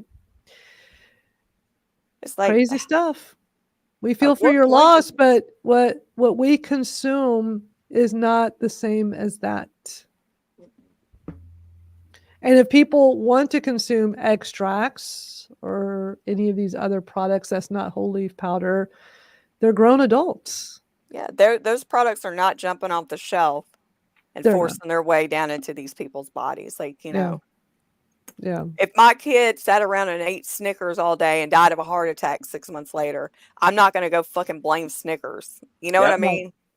Like, my kid knows what he's doing. He knows it's bad for him, or, you know, whatever. I just get so tired of these people coming and changing the way that laws get made. What does Misty always say? It should be made from science, you know, and not science. Yeah, I steal that line from that tagline from Mac, because science should dictate public policy. Of course. Not emotions. Which is what happened with the whole 2016 thing. You know, she talks about how, DEA wanted to schedule it. Well, yeah, it interferes with the pharmaceutical industry and other government entities. But then she doesn't talk about how in 2018 and how the science got brought to the powers that be in the government, and that they saw that this whole thing was wrong. So they made sure that, like, we're not going to be scheduling this. We're not going to let anything happen, because this is not a drug. This is not a problem in the country. And thank you to those advocates that stopped that ban. Yeah, because 100%. If it would have went through, I would have been an illicit fentanyl victim by now. Yeah. You know. It's just, I mean, it gets so tiring to hear this shit all the time. And it's, even if I was one of these moms and I really truly thought, like, if I heard somebody say, well, you know, just question it. That would put a seed in my head. Like, you know what? Maybe it wasn't just that. Maybe I need to, you know, I don't know. It's just so frustrating. But do also, your due diligence. Also, Exactly. you know, when there's a grieving parent or family member, I mean, you could have like KDA jumping on them just like ambulance chasing lawyers, and, you know, filling their heads with a lot of information. I mean, I would not be surprised at all. I have no doubt that the leader of the KDA is probably receiving some sort of finder's fee for the little lawyer that they got in there. That's the puppet master of the group. Right. Oh, by the way, hey, KDA. Yeah, I'm hi. still alive and thriving and surviving. I'm going to be a grandma. Granny Misty. Congrats. Granny Mimi. Well, I tell you Oh, I what, love if you know, they're going to sit here and try to take away our access so that we can't have pain relief, they'll definitely something is going to while come they out of over that. there chugging back their liquor Yeah, at night. Popping their believe me, what anti-anxiety goes pills. around comes around. So Oh, yeah. Karma's karma. I was just gonna say, karma's a bitch. Karma's a bitch. Yeah. That just And popped I'm in my gonna sit head. back and I'm gonna witness it. I'm waiting for it. I'm waiting Hell for yeah. your dish to be served, KDA. Yeah. Crunchy panties. All right, let's finish watching. Let's finish watching this video. We're all riled up because of all this craziness in Massachusetts.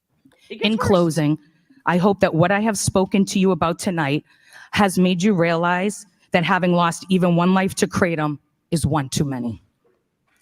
My world became bleak and empty the day my son died. I want to save any parent the unimaginable pain of losing a child, and with that, the chance to become a grandparent or see your child get married. I don't want to see a parent cry every day for 196 days like I have.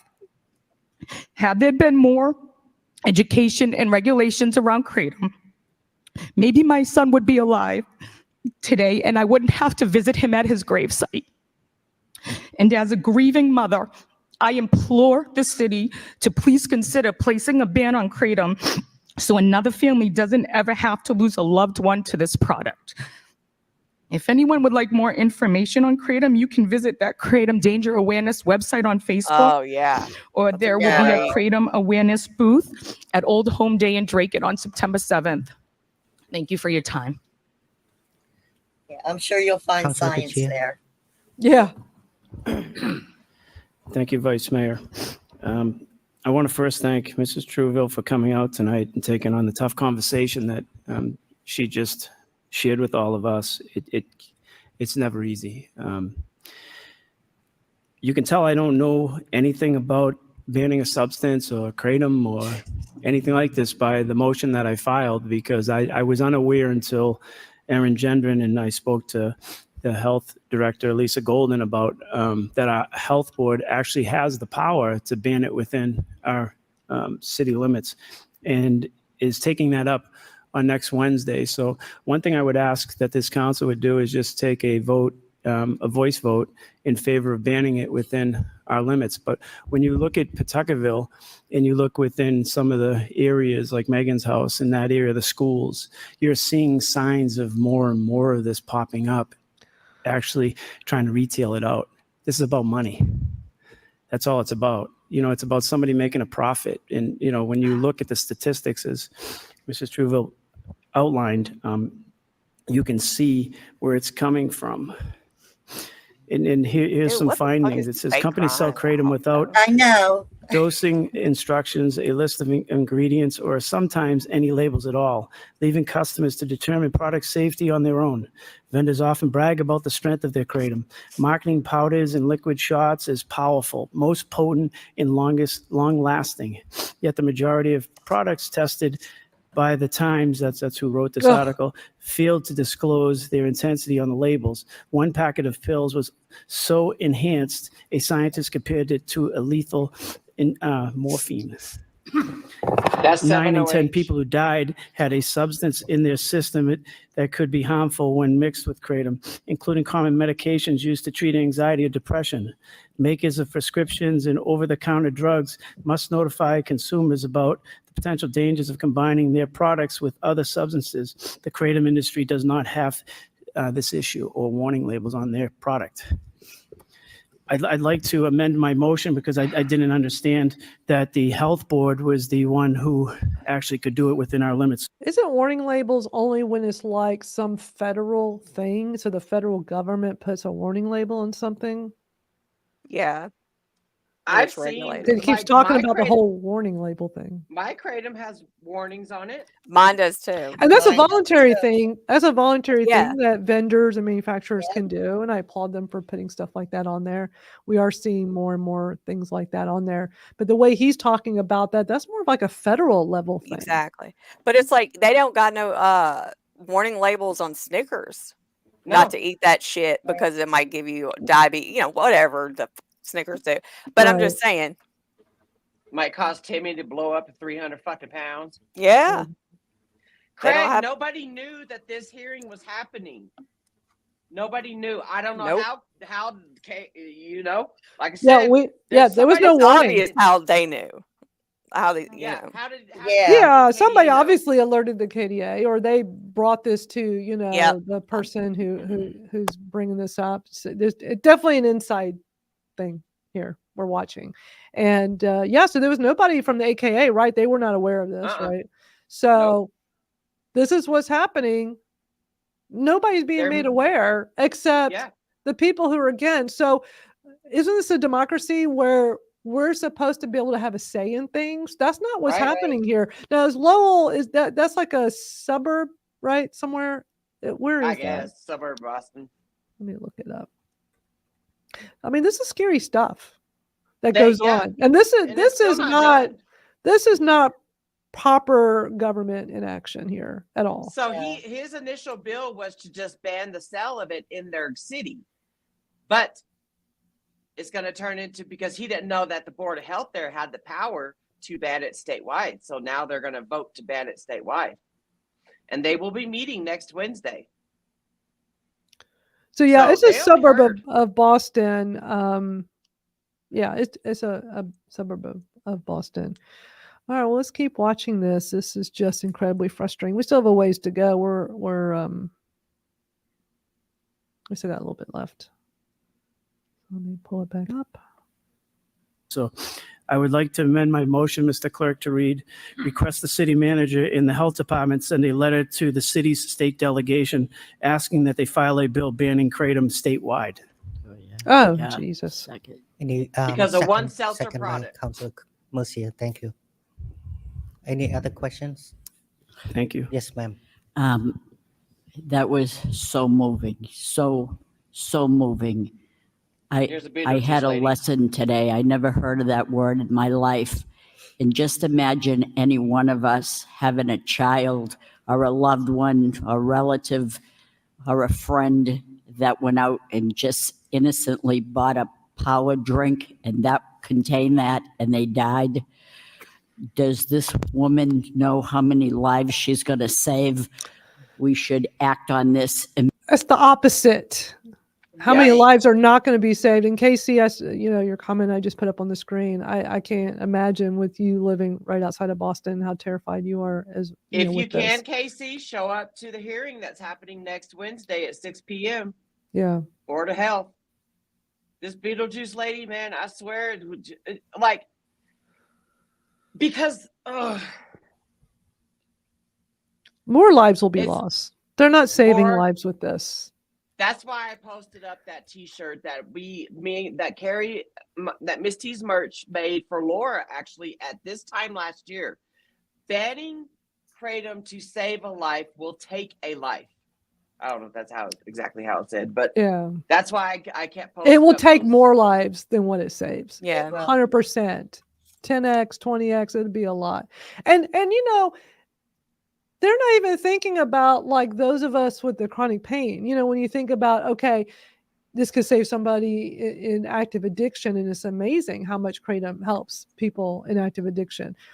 Yeah. There are millions and millions and millions of people around the country that are losing access to their pain medications, and they're either going to the streets or killing themselves.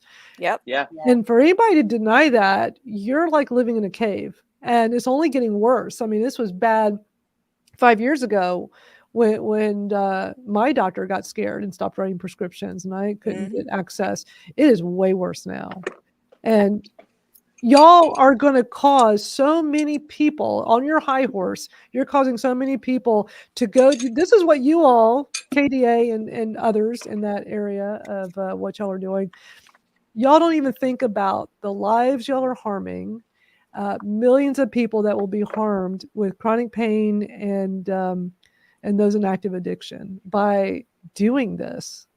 Yep. It's like, I've heard them say, well, do what they did before, before, and it's like, dude, so you want, even if you don't kill yourself, if you're sitting there laying in the bed every single day and you can't get up to take care of your kids, wash clothes, do laundry, clean your house, what kind of way is that to live? Believe me, it's no way to live.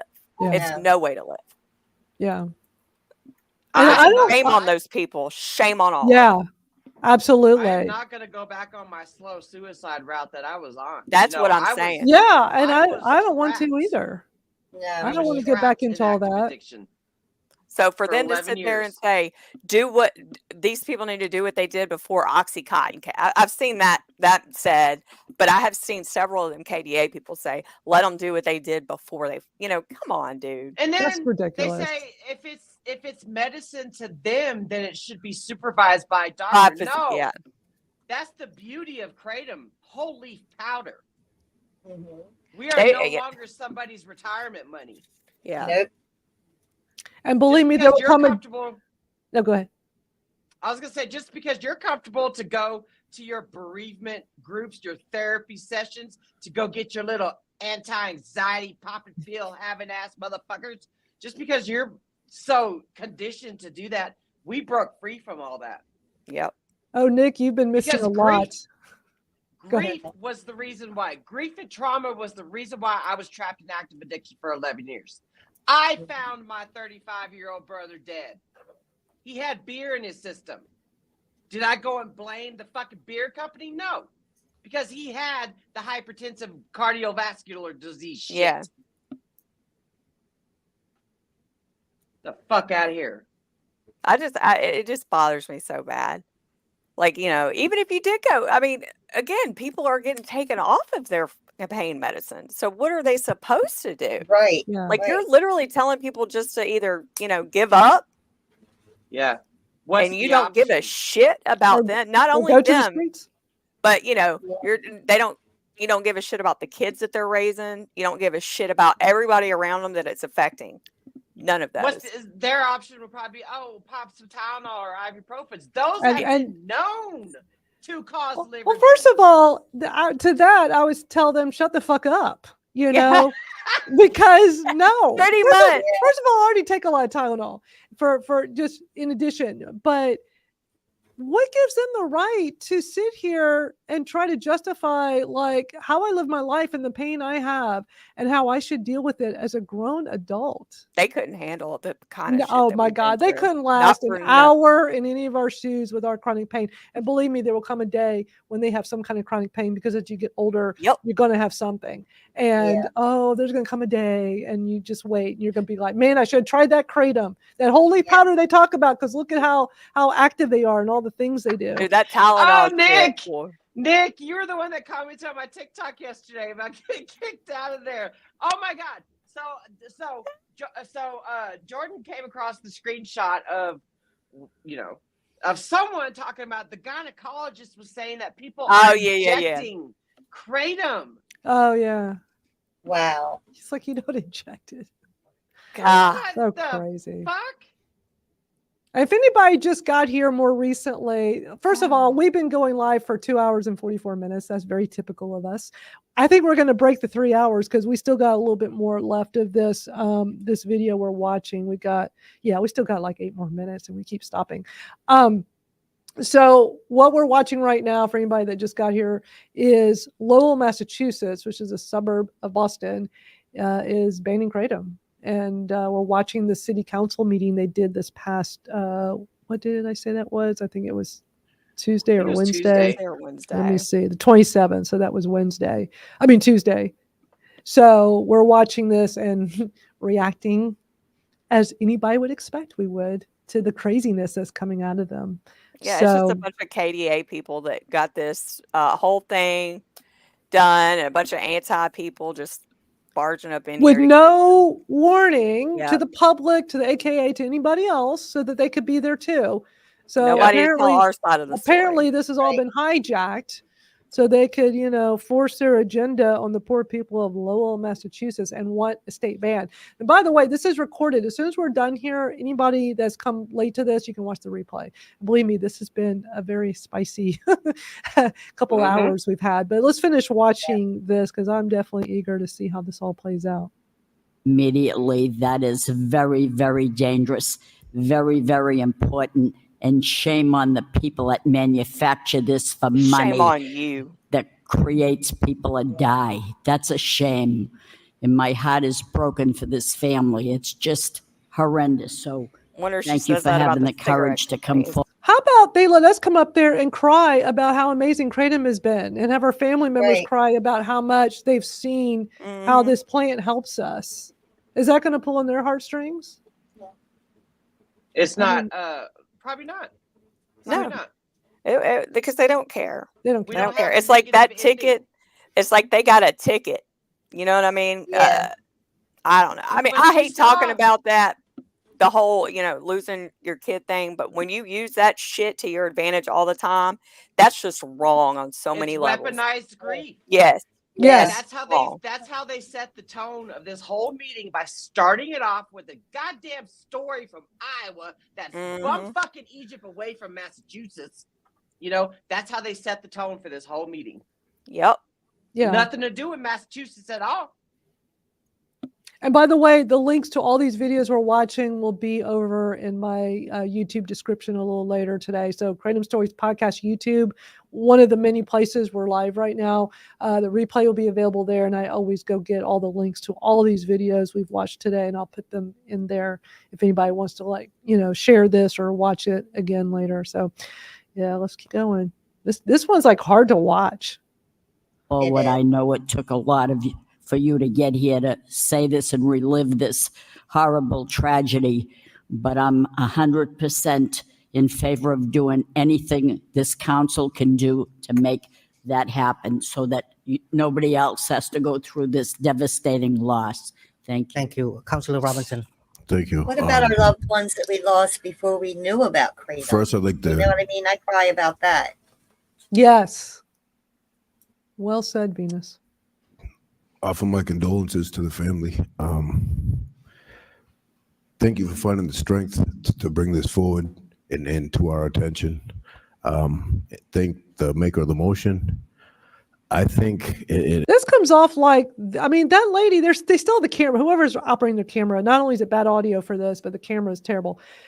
They're still showing her. That lady is fired up. Obviously, this has been brought to them prior to this meeting.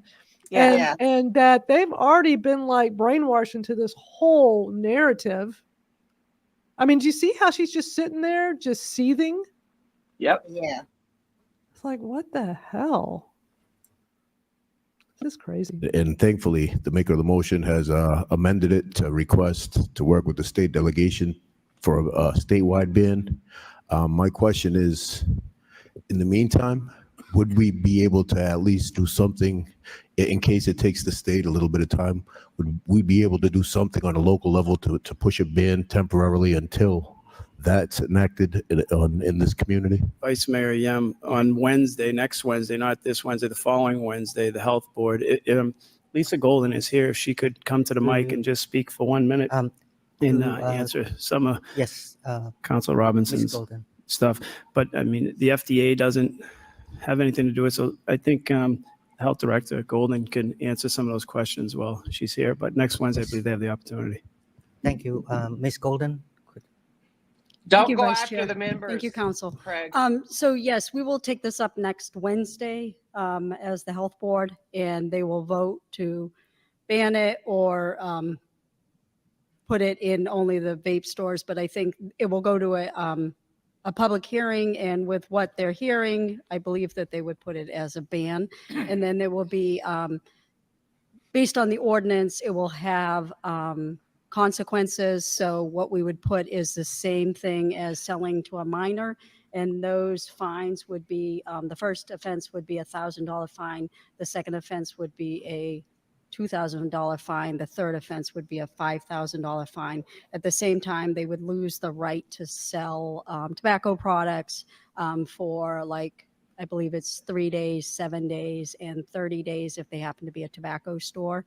If they happen to be a retail store, we could do things like if they're related to health, we could take away their right to sell food products, or if we attach something else to it, we could take away their right to sell clothes or something like that. So we could attach punishments to them, but we would put it forth to the solicitor's office with penalties associated to what it is that they're selling.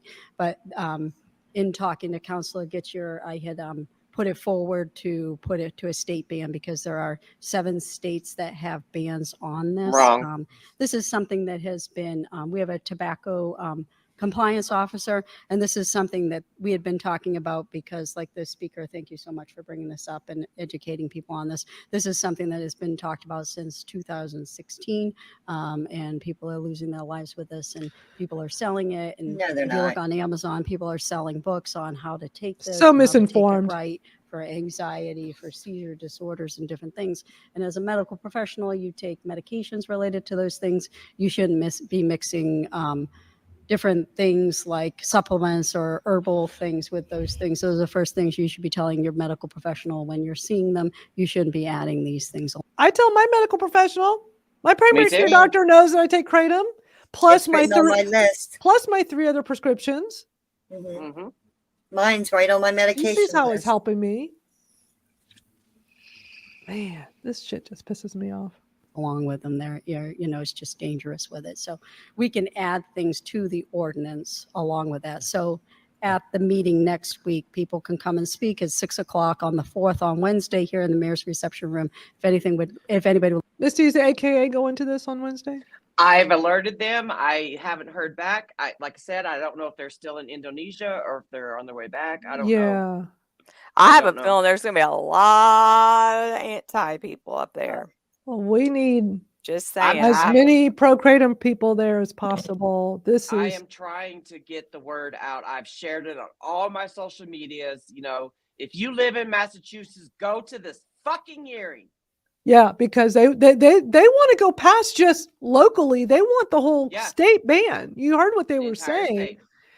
And so far they've only talked about banning the sale. Have they just not gotten yet to they want to criminalize it?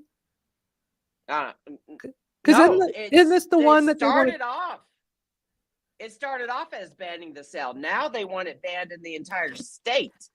Like that dude was saying, oh, well, when I started this motion and I didn't realize, because I don't even know how to ban anything, obviously. Right. Yeah. Okay. Would like to come and talk to the board about this. Thank you, Ms. Golden. Thank you. Councilor Noon. Thank you, Mr. Vice Mayor. On behalf of the council and the city, I want to express please accept our condolence, Ms. Chuval, for your loss. I agree with Councilor Robinson that immediate step need to be taken. I know that sending the letter to delegation is a good step, but that's a longer step.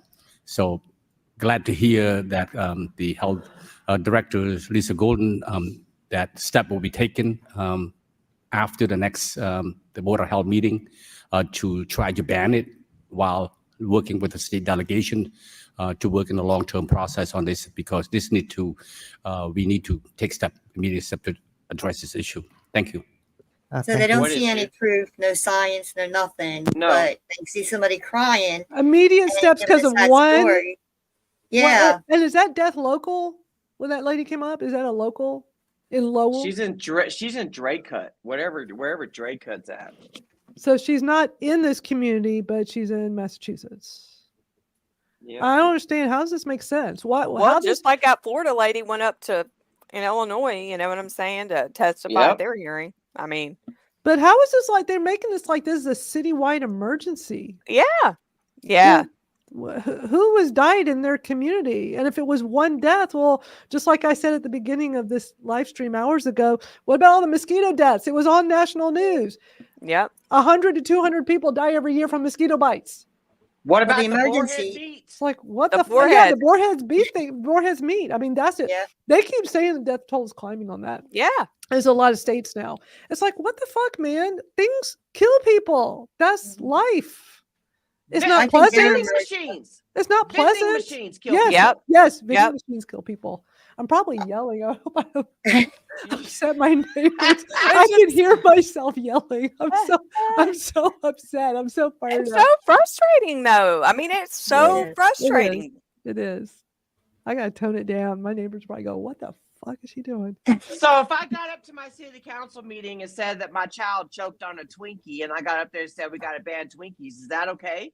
Yeah. Right. Yeah, as long as you're crying. Yeah. Yeah. Yeah, but Nick, just because like getting these things done in some of these states, it doesn't necessarily, we're starting to find out, it doesn't necessarily mean anything now, because they're going after as many communities as they can to ban or do things that, like I live in a state where we had the KCPA, but then you hear about in Illinois, a KPCA state? Yeah, right, Tennessee was too, until No. they tried to introduce some crap and it got canceled out. Because some of these Illinois communities is trying to be a KCPA state, but the FDA threw a temper tantrum because they couldn't get their way via scheduling it through the DEA. So now these Board of Health, these Board of Pharmacies are the ones that right. That keeps upkicking happening. this shit. But you know what? Craig's making such a good point. This meeting looks like it would be for fentanyl. Not right. Yeah. Why aren't they going after fentanyl? What the hell? Like, I don't understand why they don't go and stop blaming the fucking borders. That just pisses me off so much. Stop blaming the border. What they blame? I didn't hear that shit. Oh, they always say the fentanyl problem in this country is because of the borders. I thought you were It's like, talking about they're bringing it to the Kratom saying thing. that every time. It's like, go close the borders. Fentanyl's still going to come in this country. Yeah. Because Where there's a will, there's a way. Yes, you know what? It's been coming from overseas through airports for years. I've seen so many reports on that. It easily comes in. It's not just from the southern border. And I wish, people would When stop there's saying a that. demand, Yes. there's a supply. Yes. With these Yes. 7OH tablets, Yes. there's a supply that they're creating a demand for. Yeah. Yeah, Andrea, hey Andrea, thanks for joining us. She makes a great point. That's what I'd like to know. Let's be dedicated to fentanyl. Yeah. Exactly. Let's get fentanyl off the streets. Stop wasting everybody's time and money That's on what's fucking killing Kratom, people dude. every day. And the loved ones that had some reaction to Kratom or was polydrug using with Kratom, most times is because they're getting off of heroin or fentanyl or some of these other Yep. illicit drugs. And they You need know, to she think got about up the there- extra time that they got with their loved ones because of the time that they were drinking kratom tea. Right. You know, and she got up there and said that her son didn't have underlying health conditions. I want to see it. I want to see what the medical examiner wrote on the autopsy report. I want to see what else was in his system. Yeah. Yeah. But it's like that never gets brought up because that's No, you know, it that's never too gets brought up. factual for a hearing. You know what I'm saying? Like that's getting way too into the facts department. They just want to have hearsay shit come up. Yeah. Well, the comments are on fire today. We're not done. We still got a few more minutes of this video, so let's see what else. By the way, we've already been here for 2 hours and 58 minutes. We're about to hit the 3-hour mark. No We surprise. can because of Kratom. Exactly. Dr. Pepper and Dr. Pepper. That is why we're all able to sit here and not be suffering in pain. If I was back in pain management on my pain pills, I wouldn't be able to sit for 3 hours like this. Oh no way. Y'all would have seen me nodded off and having joy coming out of my mouth. Yeah. Shit. That's what I was going to say. I wouldn't be coherent. Yeah. What time is it? Yeah, I'd already been a few drinks deep. I would have been a mess. Oh, a mess. And I'm already, due for my kratom, but I'm not going to take it yet because I don't have to. I mean, yeah, my back's hurting a little bit, but I'm not in excruciating pain, but this is my normal dose time. All right, let's keep watching and see how this ends. Councilor Gitchie. One more thing, Mr. Vice Mayor. I did speak to Senator Kennedy, and he is in the process of getting ready to file it. If we can just send that letter along to him saying that we are also in that, and if we can just take a voice vote, also talking about stating Senator so that Kennedy the in Rhode health. Island, is he? No, it's got to be somebody else. So a senator in Massachusetts to file? That's what he...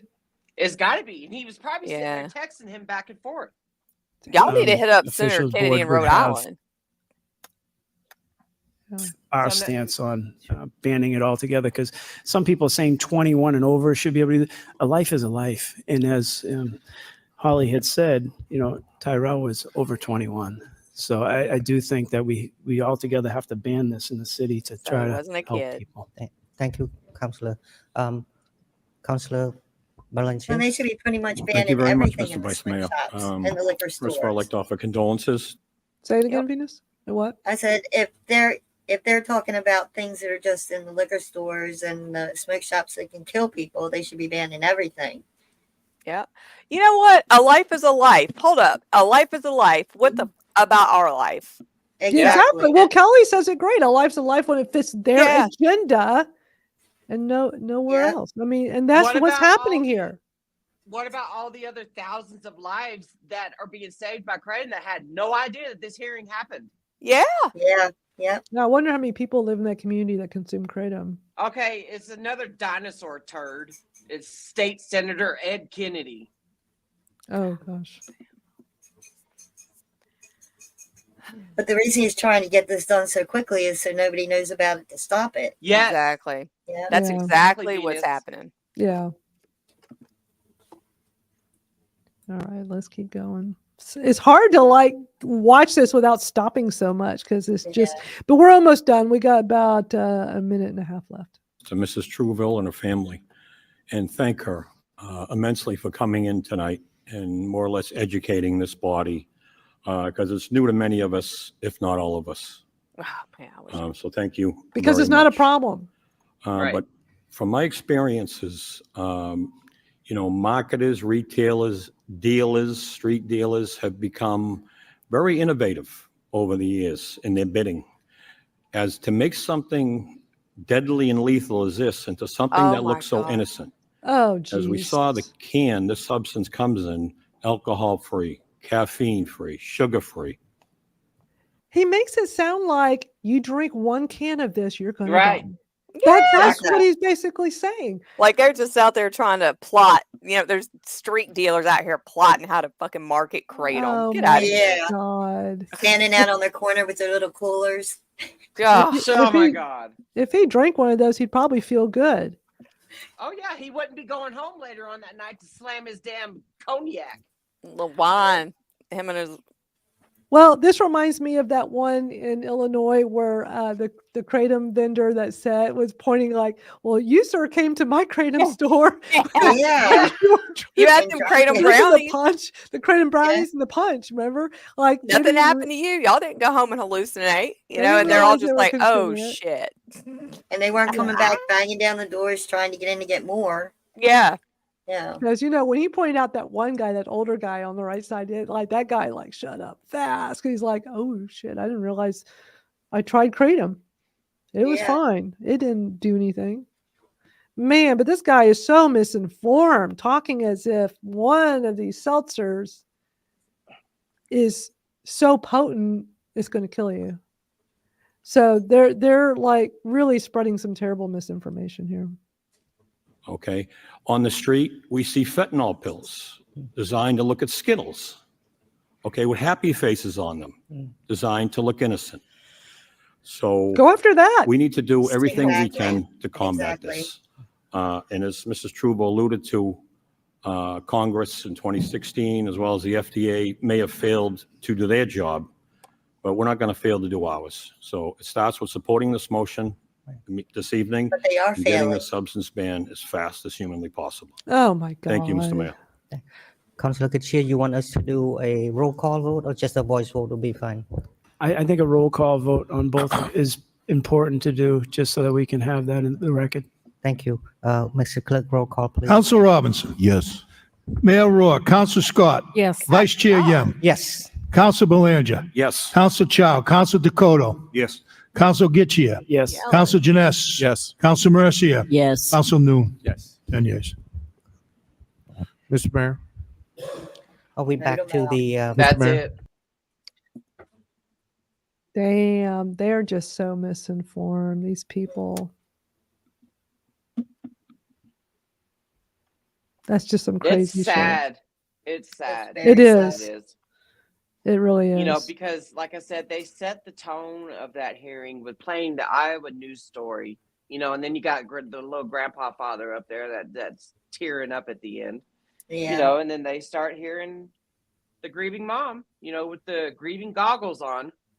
I wouldn't be surprised if they had already spoke about this before this hearing even started, and Have their own little meeting. because it seems like I mean, I just feel like there's no way that they would come to all these conclusions right off the bat with that one tiny, news story and lady talking. I feel like there's a little bit more to this that happened. I behind don't know. You saw him, the main guy, switch his stance.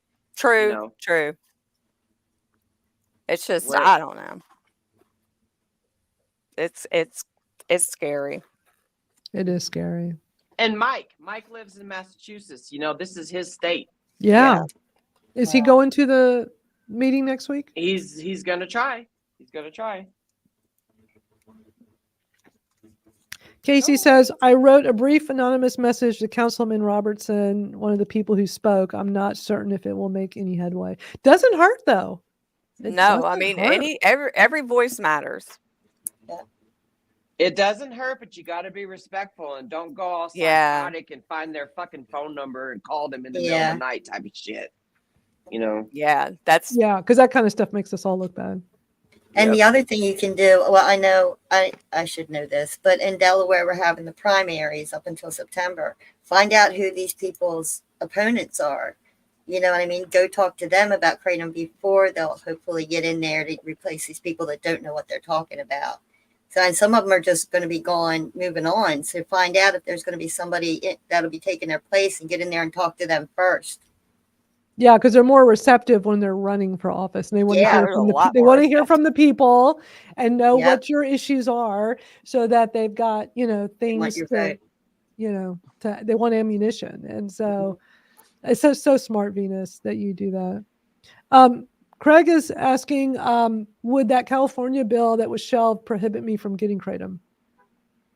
That right there is a hard question to answer. But I do remember hearing Max saying something about, because that fucking, I don't even want to name that organization, but that organization that's trying to control the monopoly in the state of California, I think I remember hearing Max saying that it would prevent you guys from ordering it online.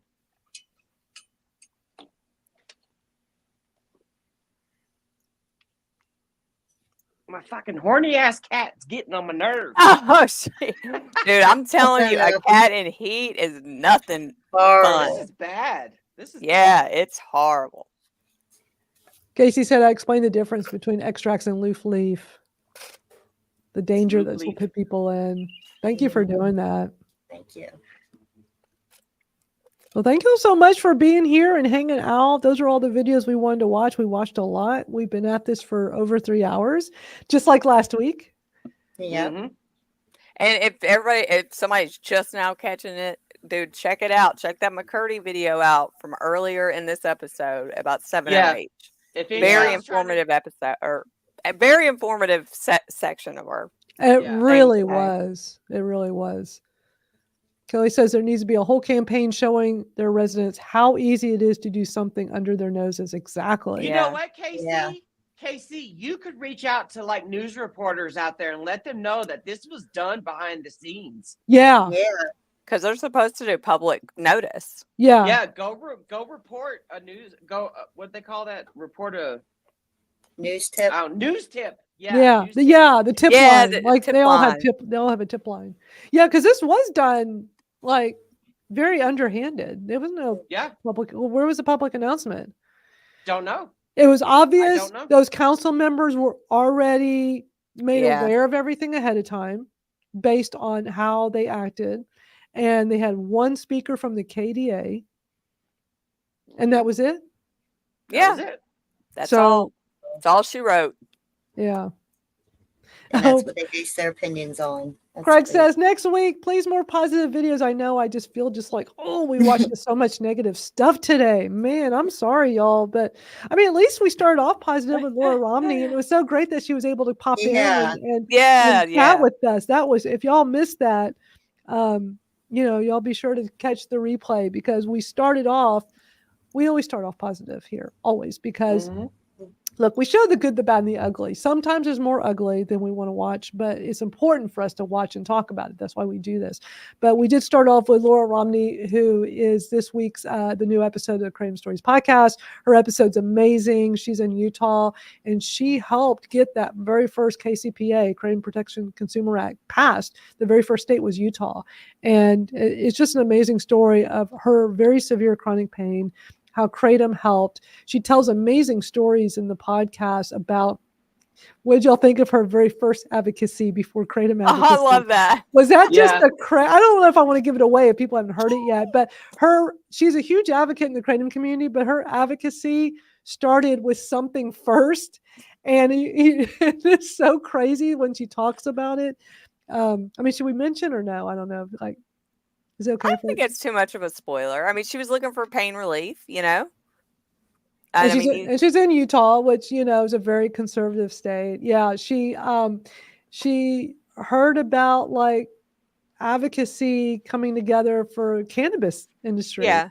And she had never tried cannabis, but she was trying to find pain relief. And she's like, I'm going to go to this meeting. And she got really involved and she helped get cannabis legal in Utah. She hadn't even tried it yet. She did all this work as an advocate before even trying it. It finally gets passed. Now she finally tries it. Doesn't help her pain. But man, it's like when she said it, I'm like, that really says a lot about you and your character like that. Yeah. I mean, it's like how amazing of a person to do that over something that she didn't even know.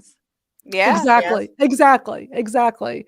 And then when Kratom comes along, she tries it and she's amazed at how well it works for her pain. And then she becomes a huge advocate and helps get it KCPA in her state.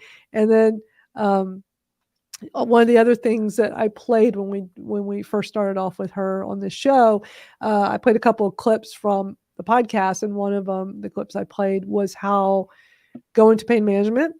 And they very much underprescribed her for her condition. She has a really bad condition that's very, very painful. And they only let her have 2 pain pills a day, which was crazy. And when she discovered Kratom, she was able to cut the dose in half and just take 1 pain pill a day. She tells the pain management doctor the next time she sees him, and he made her on the spot decide between one or the other. He literally, the story is just unreal. Could you imagine you're at your pain management Yeah. doctor's office and you tell them, man, I've been trying this plant kratom. Oh, let me Google it. Hold on. Let me Google it. Oh no, this is no good. Decide right now. It's either the plant. I wouldn't want to go back to that son of a bitch anyway, you know? Yeah, that's some crazy If stuff. treating a grown person like that, you know what I'm saying? You ain't my dad. You're my doctor. Right. He pretended to be God. Yeah, true.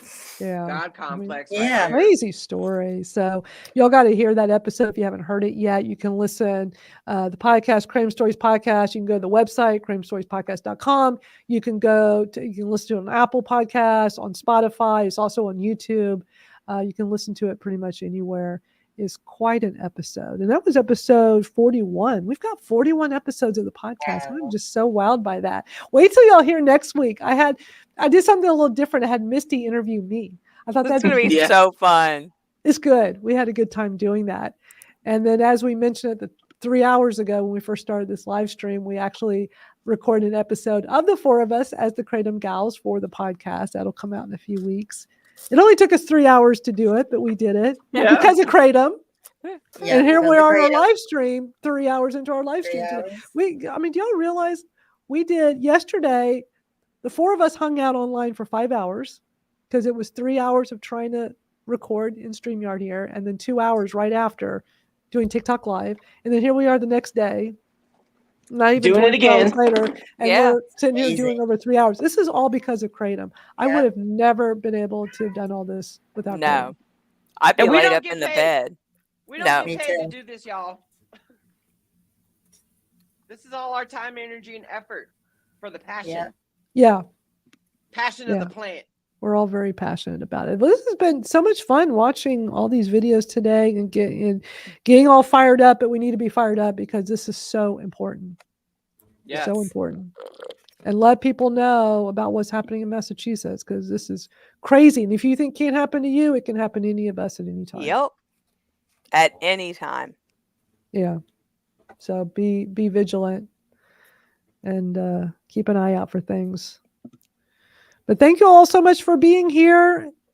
Thank Yeah, you. thank y'all for coming. y'all It may- was cool hanging out. Since we as just always. have such a long one today, do y'all want to close out with it? I mean, I need to go take my Kratom because my back's hurting. I'm overdue for my next dose, but I'm not fiending for it. I'm not like, oh my God, like back in the pain pill days. I gotta hurry up and take it. I'm in so much pain. Oh my God. I mean, I'm in some pain, but it's not like it was in pain management. Yep. I can wait a while. Yeah, you guys have a great Labor Day weekend. Oh, yes, Yeah. holiday weekend. That's Yes. right. I forgot it was a holiday 3-day weekend. weekend. Yeah, but we'll be back next Saturday to do this all over again. And who knows, it might be another 3-hour marathon. You never know with us. Never Always know. be on the lookout for bonus episodes too. So Yeah. We try You to never do know what one. might pop up. Yeah, exactly. And we still have another McCurdy video to watch. We'll save it for next week. The one today, though, was really good on the 708. That was a really important one for us to watch. Yeah. So if y'all missed most of this or part of this, watch the replay, share your thoughts in the comments, and we'll see y'all next Saturday. I think we'll just end it here. We already watched a music video during our potty break. Yeah. Bye, everybody. Bye, Thanks, y'all. everybody. Thanks for being here and supporting us. We'll see y'all next time.